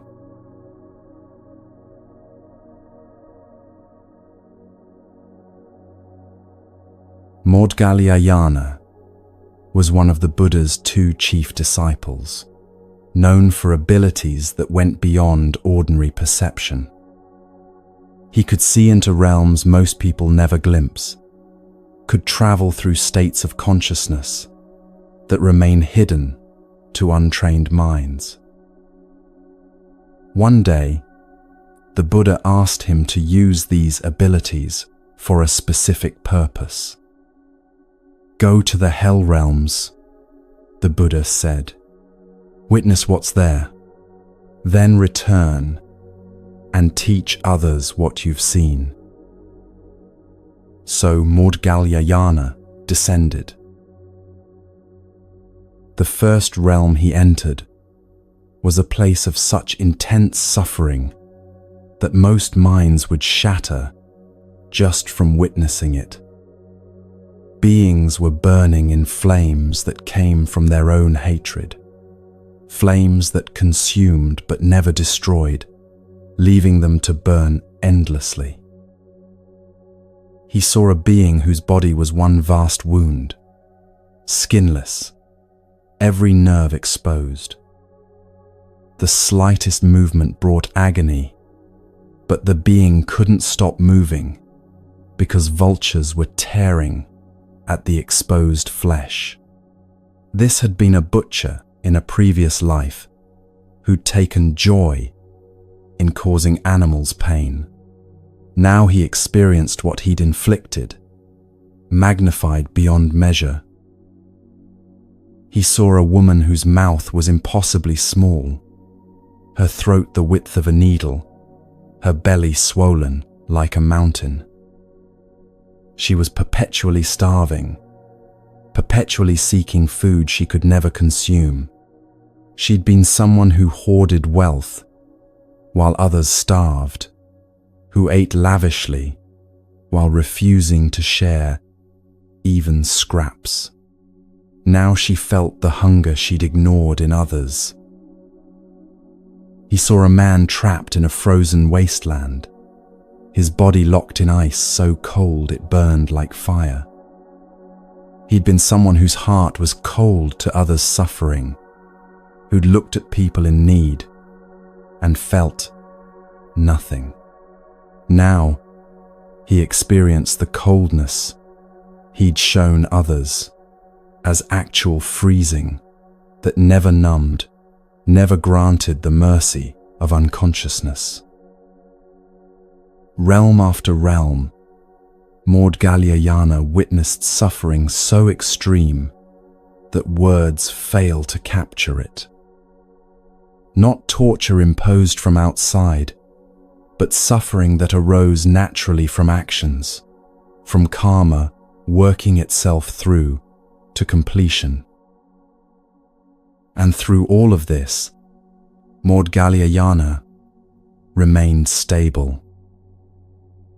His heart didn't harden to protect itself from what he was seeing. His mind didn't fragment under the weight of witnessing such agony. He didn't turn away, didn't dissociate, didn't collapse into despair about the nature of existence. He stayed present, aware, compassionate, and whole. When he returned, the Buddha's other disciples asked him how he'd survived witnessing such horror. How had he not been destroyed by what he'd seen? Maudgalyayana's answer reveals something crucial about working with suffering. "I understood three things clearly," he said. First, that this suffering was impermanent. As terrible as it was, it would eventually exhaust itself. Nothing lasts forever, not even hell. Second, I understood that these beings were experiencing the natural results of their own actions.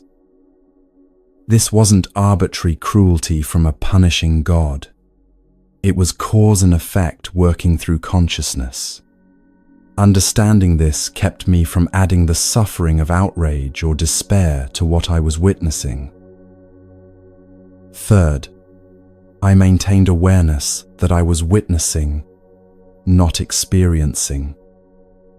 The suffering was real for those beings, but I wasn't those beings. I could be fully present with their pain, without becoming that pain myself. This teaching matters for anyone who witnesses suffering as part of their work or life. A therapist sits across from someone describing abuse so severe it seems impossible to bear. If the therapist takes that pain into themselves, carries it home, lies awake, replaying the stories, they'll burn out within months. But if they harden their heart to protect themselves, they lose the capacity for genuine compassion that makes healing possible. Moudgalyayana's path is the middle way between these extremes. Fully present, fully feeling, but not identified with the suffering witnessed. A social worker enters homes where neglect has created conditions that shock the conscience. Children living in filth, hunger, chaos that no child should endure. The social worker must see it clearly, document it accurately, feel the full weight of what's wrong. But if they collapse under that weight, they can't help. If they harden themselves until they feel nothing, they become another source of harm. The balance Moudgalyayana found was in understanding impermanence deeply. This situation exists now. It won't exist forever. Suffering this intense contains within itself the seeds of change, because nothing can sustain that intensity indefinitely. An emergency room nurse sees trauma that most people never imagine. Bodies broken by violence, overdoses, accidents that turn ordinary days into tragedy. Night after night, shift after shift, the same emergency room becomes a place where the fragility of human life is undeniable. Some nurses quit because they can't stop carrying the suffering home. Others develop a callousness that makes them effective but cruel, making dark jokes about patience to create distance from pain. But some find the middle path. They remain tender enough to treat each person with genuine care, strong enough to witness horror without fragmenting, wise enough to understand that what they're seeing is real but not permanent, individual but not unique to these particular people. A war correspondent documents atrocities in conflict zones. They've seen villages destroyed, civilians murdered, children orphaned by violence that serves no purpose beyond inflicting suffering. Their job requires bearing witness, making sure the world knows what's happening. If they become numb to protect themselves, they lose the ability to tell stories that convey the reality of what they're seeing.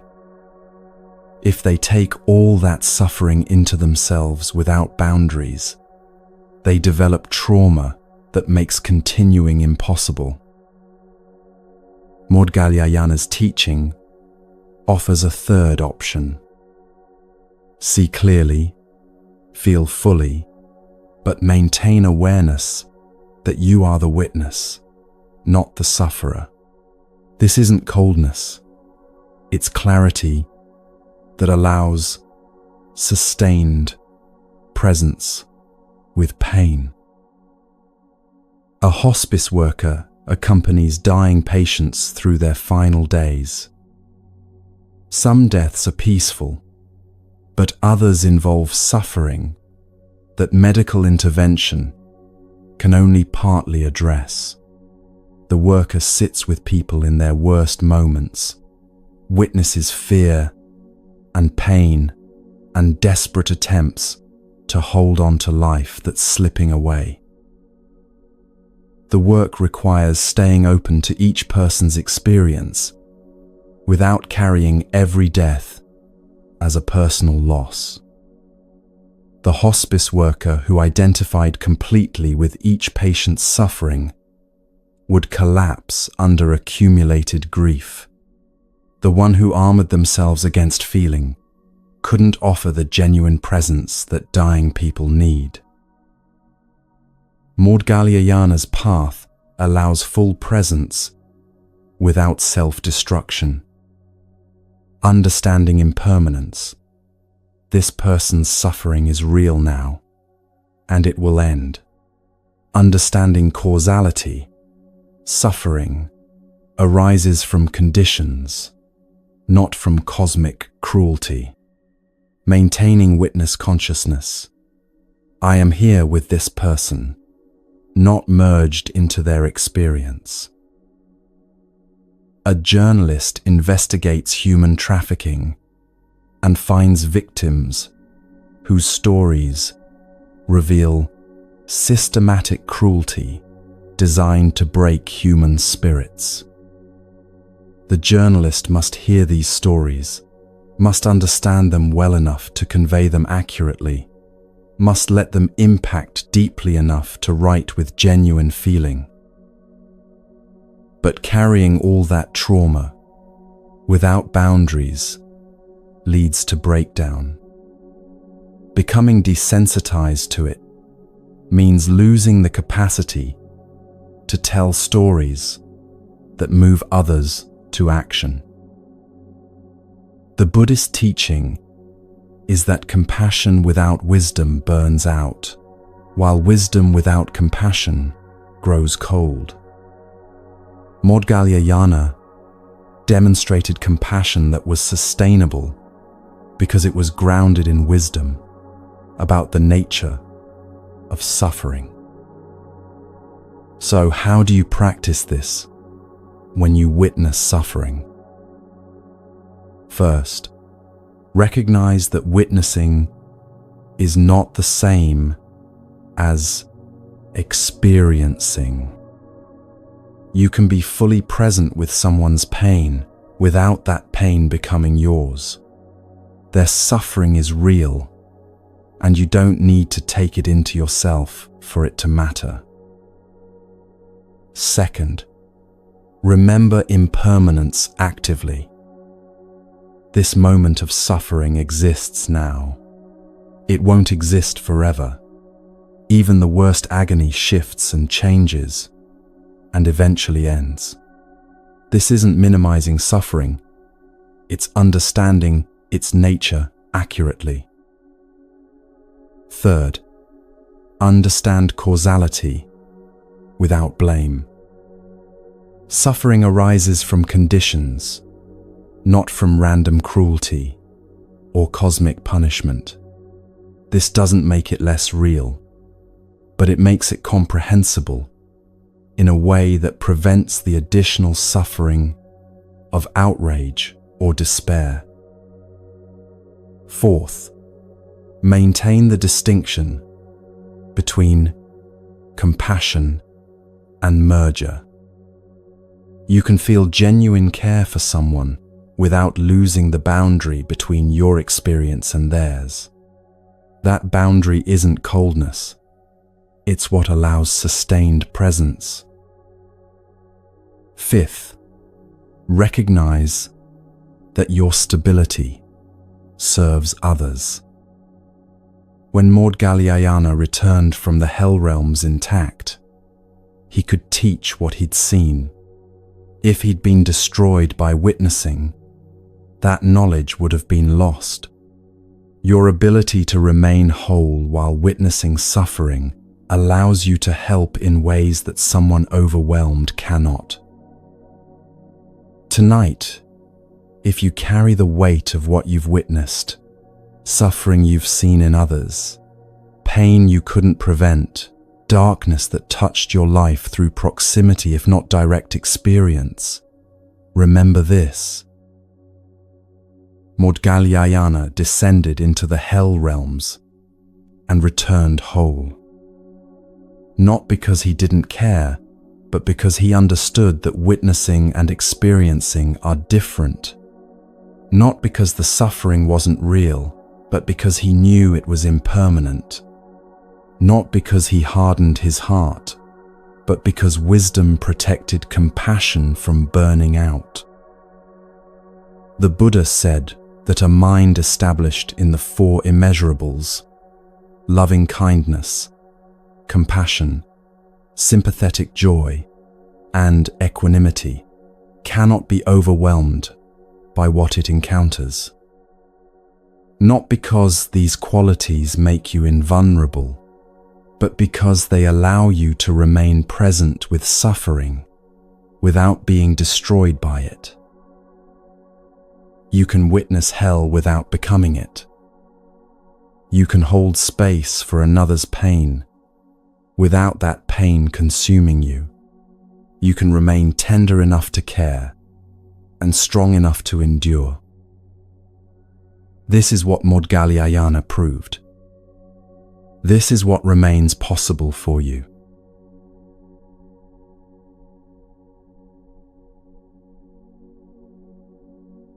The Buddha's cousin Devadatta wanted him dead, not out of sudden rage, but from years of festering jealousy that had curdled into murderous intent. Devadatta had tried poison, tried hiring assassins, tried rolling a boulder down a mountain onto the Buddha's head.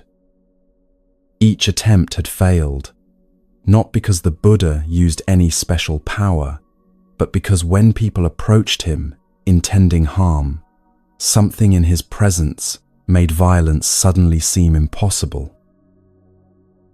So Devadatta conceived a plan that didn't rely on human agents who might lose their nerve. He would use an animal, specifically an elephant named Nalagiri, known throughout the region for his massive size and normally gentle temperament. Devadatta waited until he knew the Buddha would be walking through a particular narrow street in the city of Rajagaha. Then he took Nalagiri, fed him large quantities of alcohol until the elephant was completely drunk, and released him directly into the Buddha's path.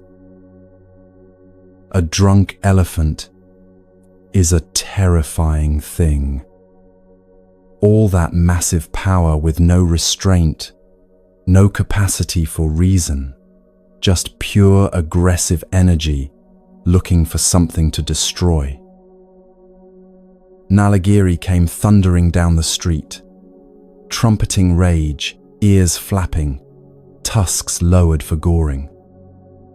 People screamed and scattered, pressing themselves against walls, diving into doorways, grabbing children, and running. The ground shook with each step. Buildings seemed to tremble. This was several tons of drunk, enraged elephant charging at full speed through a crowded city street. The Buddha's attendant Ananda tried to step in front of him, tried to shield him with his own body. The other monks panicked, shouting for the Buddha to run, to turn back, to do something before the elephant reached him. The Buddha kept walking forward, not slowly, not dramatically, just at his normal walking pace, directly toward the charging elephant. His face showed no fear, no anger at Devadatta's attempt on his life, no concern about what was thundering toward him. Just complete calm, complete presence, complete openness. As Nalagiri got closer, something began to shift in the elephant. The The drunken rage that had been driving him started to waver. His charge slowed slightly, not from physical exhaustion, but from some other force entirely. 20 feet away, then 10, the elephant was still moving forward, but the murderous intent was draining out of him. By the time Nalagiri reached the Buddha, the charge had become a walk, then a shuffle, then a complete stop. The massive elephant stood in front of the Buddha, swaying slightly from the alcohol, but calm. Then, in a gesture that stunned everyone watching, Nalagiri lowered his huge head and trunk to the ground in a bow. The Buddha reached out and touched the elephant's head gently, speaking to him in a low voice that the crowd couldn't hear. Nalagiri's eyes, which had been wild and rolling with aggression moments before, became clear and peaceful. The Buddha stood there for several minutes with his hand on the elephant, the street completely silent, except for the Buddha's quiet words. Then Nalagiri turned and walked away slowly, all aggression gone, and never showed violent behavior again. This story is usually told to show the Buddha's miraculous power over animals, but that misses the real teaching entirely. The Buddha didn't use any special power to stop Nalagiri. He did something much more radical. He met violence with complete non-violence, aggression with perfect peace, and that meeting itself transformed the situation. Think about what he didn't do. He didn't run, which would have triggered the elephant's chase instinct even more strongly. He didn't fight, which would have been ridiculous against an elephant, but also would have escalated the energy of violence. He didn't freeze in fear, which animals can sense, and which often increases their aggression. He walked forward calmly, completely present, radiating something that the elephant's consciousness recognized even through drunkenness and rage. That recognition stopped Nalagiri more effectively than any force could have. This matters because most of us face our own charging elephants regularly. A co-worker storms into your workspace, face red, voice already raised, ready to unload about something you supposedly did wrong. Your body tenses immediately, preparing for fight or flight. Your mind races through defensive strategies, counter-accusations, ways to deflect blame. What if you did what the Buddha did instead? Just stood there, present and calm, not defending, not attacking, not running, just meeting their aggression with steady peace. A driver cuts you off dangerously, then when you honk, follows you for 3 blocks screaming and making threatening gestures. Your hands grip the wheel, your breathing gets shallow, you're calculating escape routes while rage builds at their insanity. What if you stopped feeding the escalation?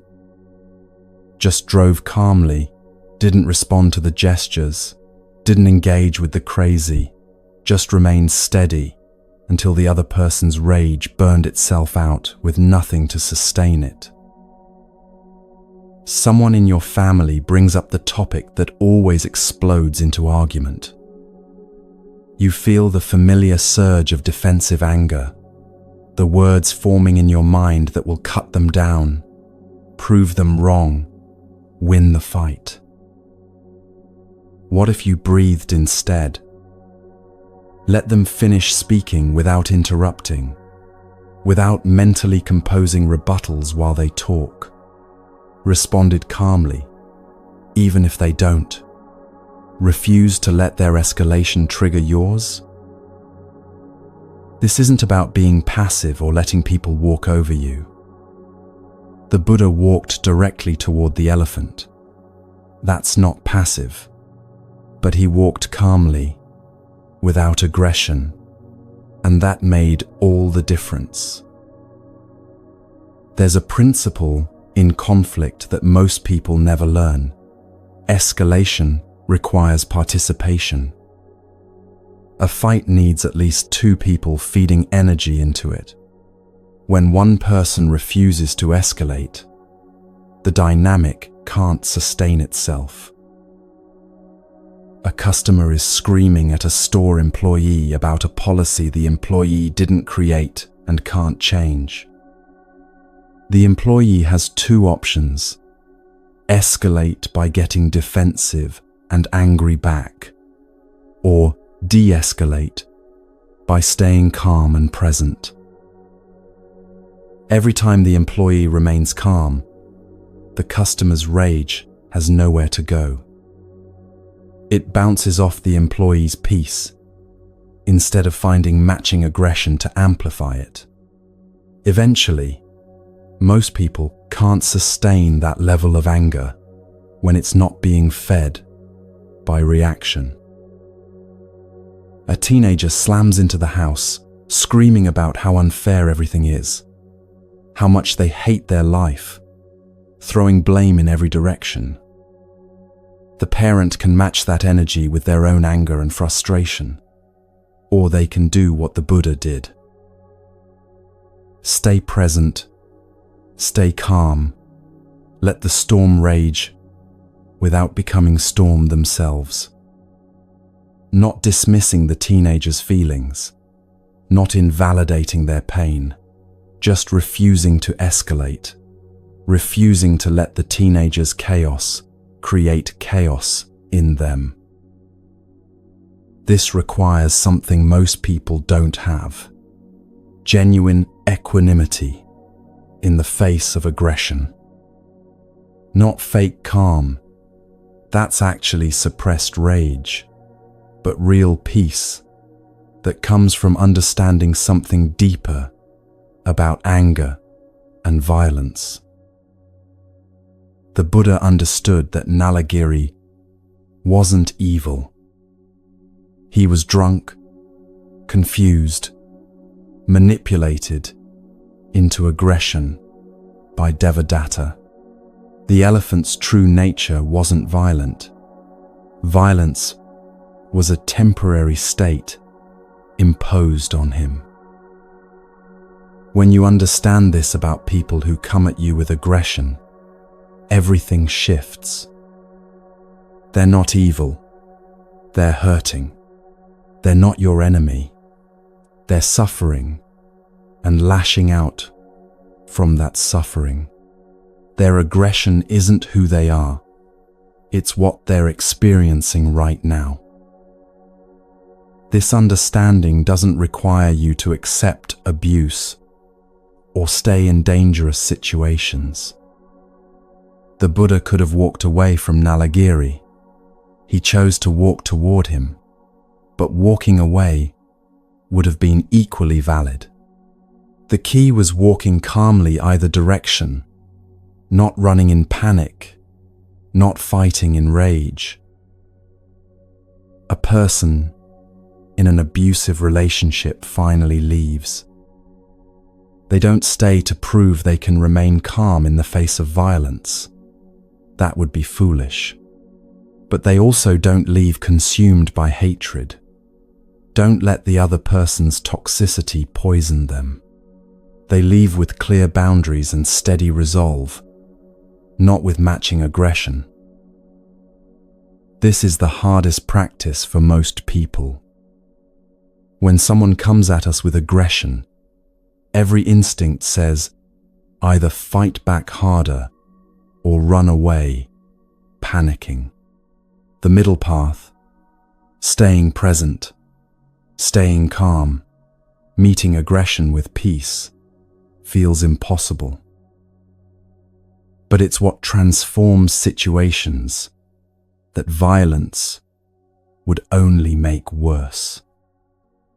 Nalagiri bowed because the Buddha's peace was stronger than Devadatta's manipulation. The elephant's true nature recognized something in the Buddha that cut through the confusion and rage. Most people you encounter in rage are like drunk elephants. Their true nature is obscured by whatever has intoxicated them with anger. Meeting them with calm presence gives their true nature a chance to emerge. Sometimes it works immediately, like with Nalagiri. Sometimes it takes longer. Sometimes the other person isn't ready to calm down and you need to create distance. But your calm presence never makes things worse, while your escalation almost always does. Tonight, if you know you're going to face someone's aggression tomorrow, remember this. The Buddha walked toward a drunk elephant that everyone knew would kill him. He walked calmly, with complete presence, with perfect peace, and the elephant bowed. You won't always get a bow, but you'll never make things worse by staying calm. You'll never regret refusing to escalate. You'll never damage yourself by maintaining your peace, even when others have lost theirs. The Buddha taught that hatred never ceases by hatred, but by love alone. Nalagiri proved this teaching absolutely.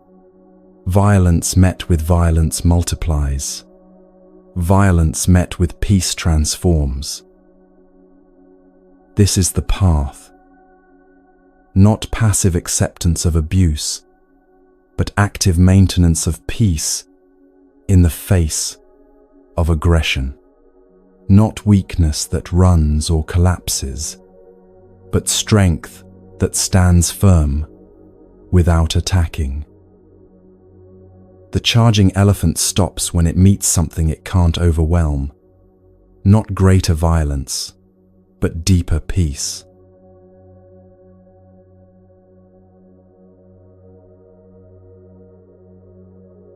Mahanama was not a monk.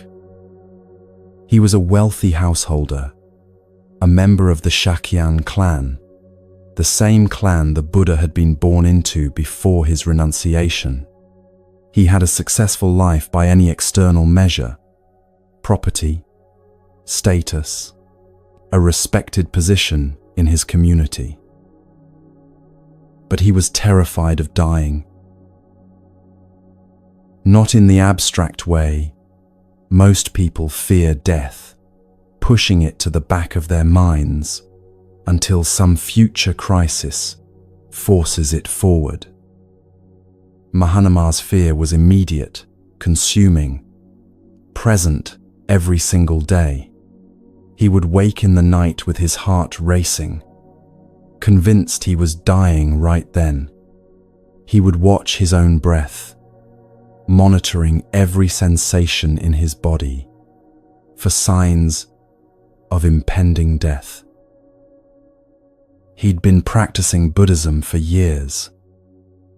He'd taken refuge in the Buddha, the Dharma, and the monastic community.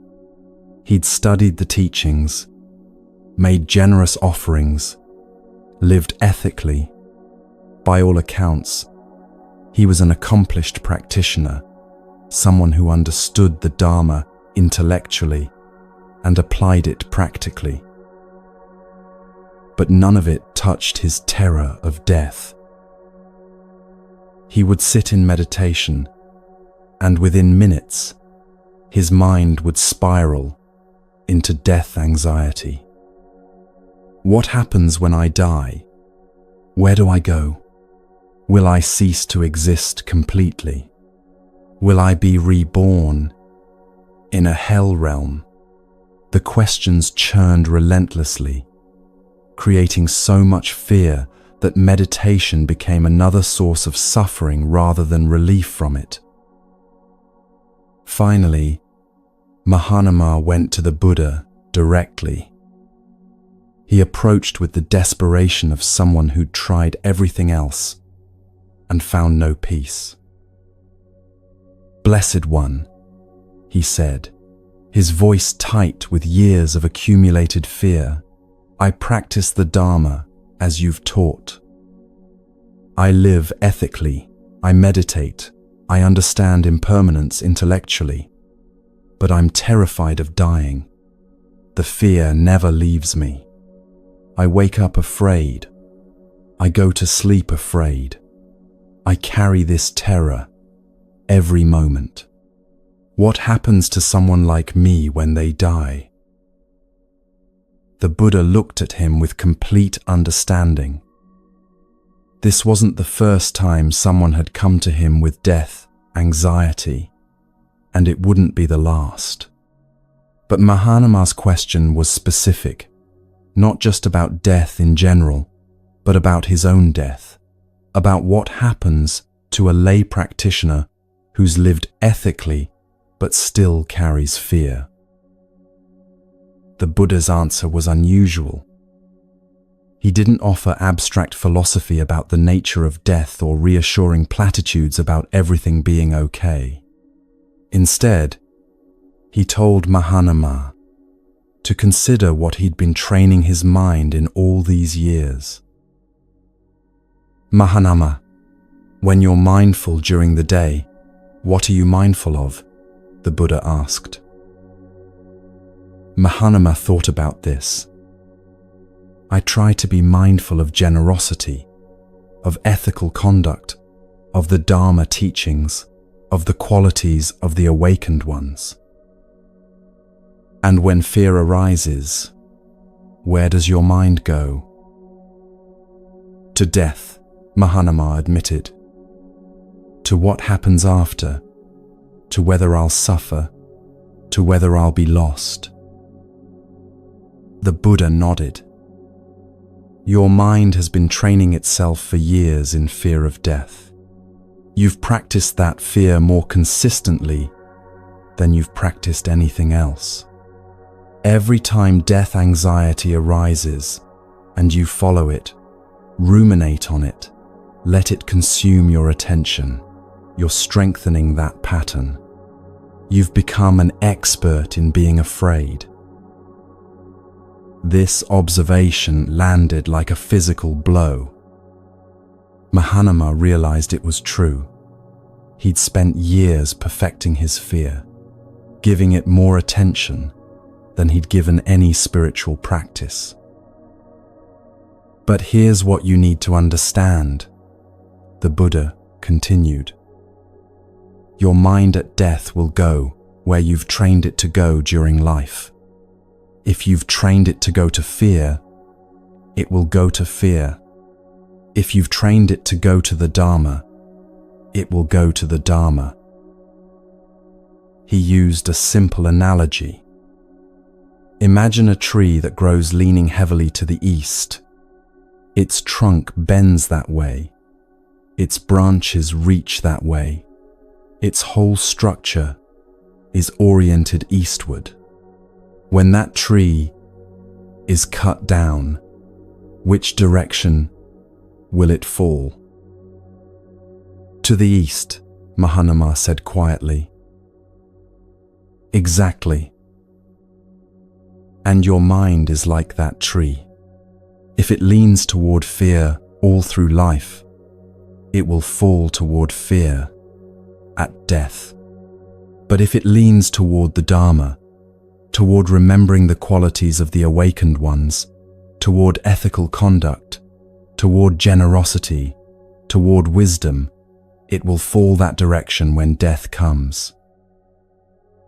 Then the Buddha gave Mahanama specific practice instructions.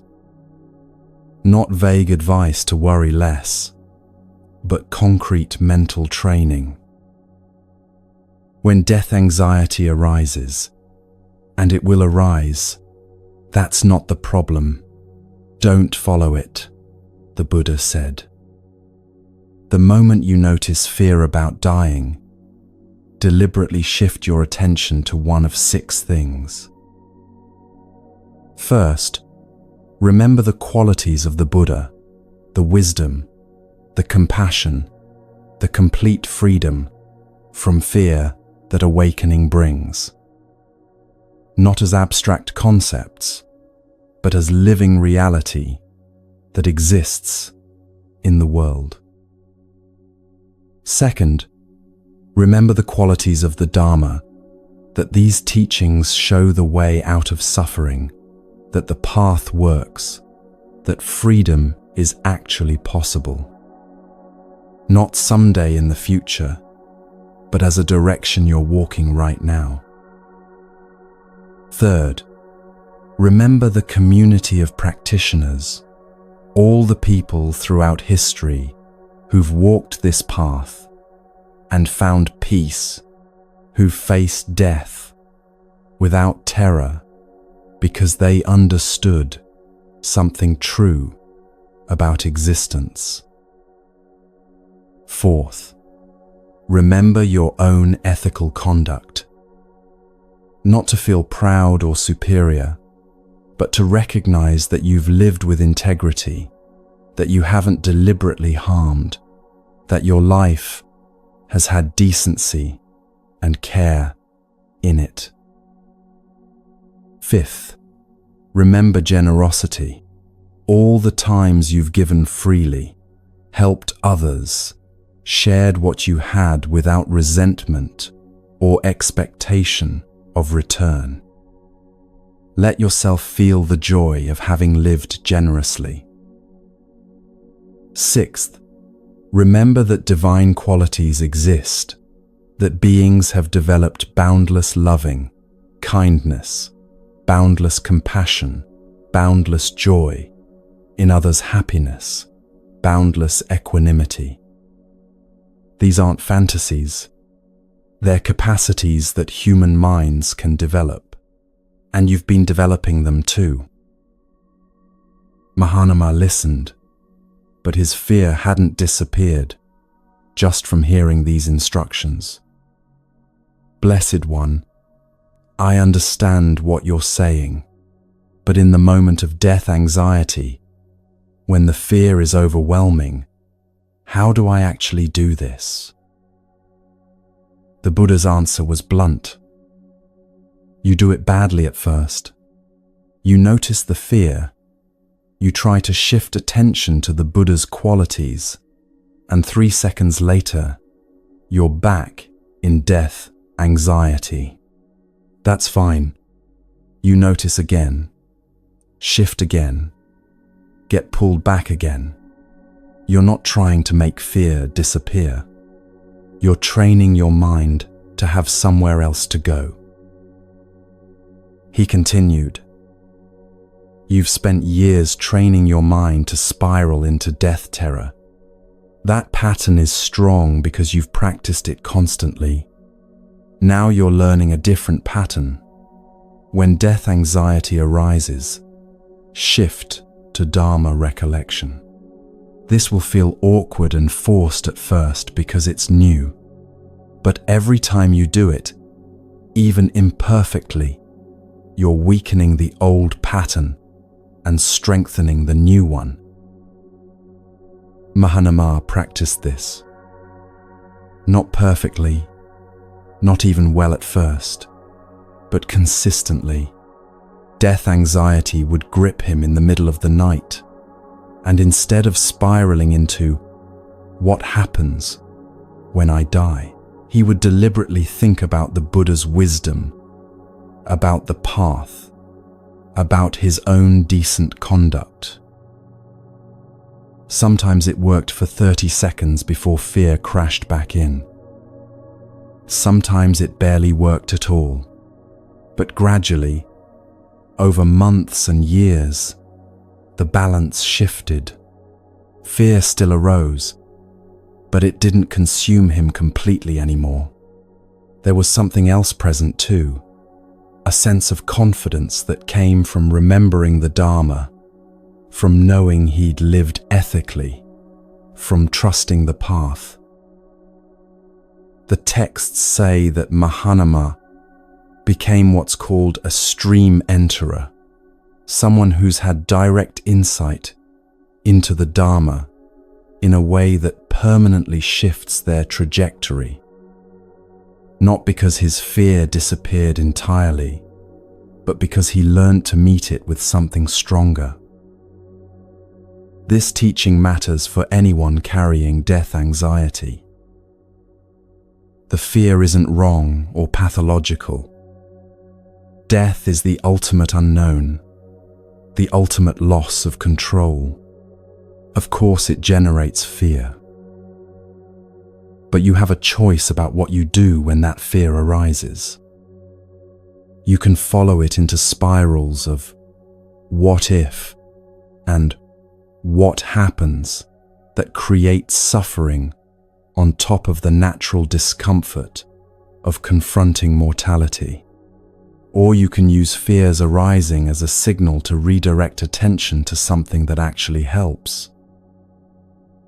This isn't positive thinking or denial. It's training your mind to lean in a direction that serves you better than terror does.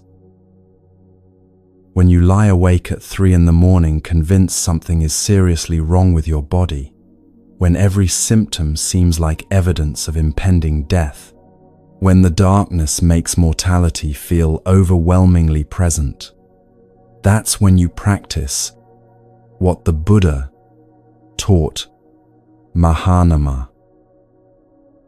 You notice, death, fear, is here. Then you deliberately shift attention. The Dharma shows a way through suffering. I've lived with basic decency. I've been generous when I could be. People have walked this path before me and found peace. Fear doesn't vanish because you thought those things, but you've given your mind an alternative to pure terror.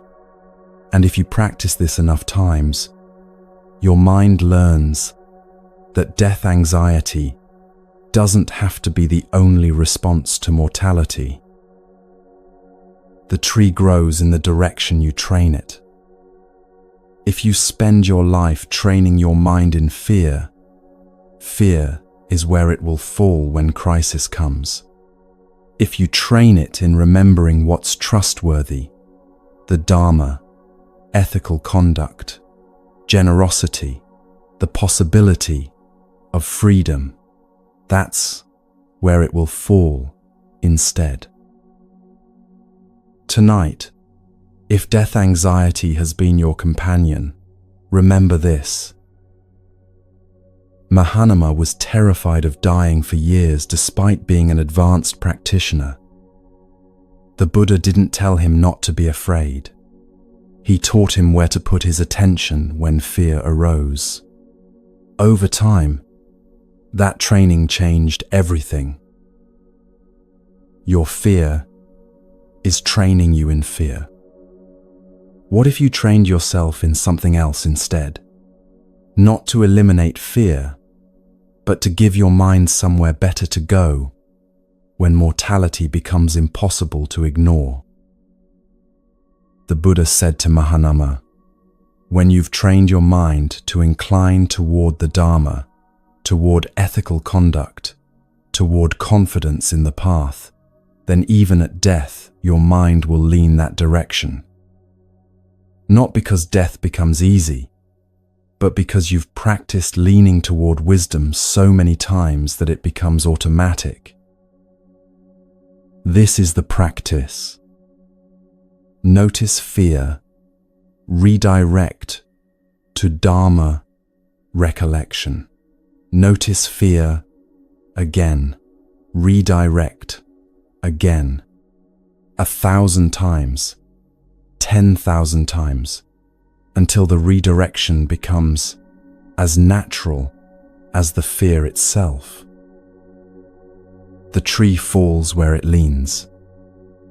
Train your mind to lean toward trust, toward wisdom, toward remembering what's actually trustworthy about this path. Do it imperfectly, do it badly, but do it. That's how you walk through the valley of death's shadow without being destroyed by terror along the way.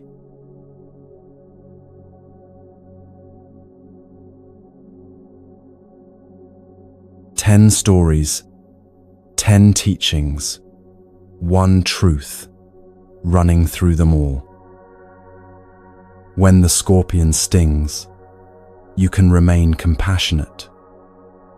When you've done terrible things, transformation is still possible. When everything is stripped away, you might see most clearly. When tools are broken, you can still do the work. When conditions are harsh, strength can grow. When you have almost nothing, you can still give. When society says you can't, practice proves you can. When you witness horror, you don't have to become it. When violence charges toward you, peace can stop it. When death terrifies you, training creates steadiness. These aren't separate teachings. They're one teaching appearing in different forms. That adversity doesn't have to destroy you. That difficulty can become the path itself. That the hardest moments contain the deepest possibilities for transformation. Life itself is the ultimate adversity we all face. Every single person listening to these words right now is walking through their own version of these stories, facing their own charging elephants, their own broken pestles, their own moments of being stripped to nothing. The Buddha's teaching was never that life would become easy. It was that you could learn to meet difficulty without being destroyed by it, to remain whole while everything around you breaks, to find peace that doesn't require perfect conditions.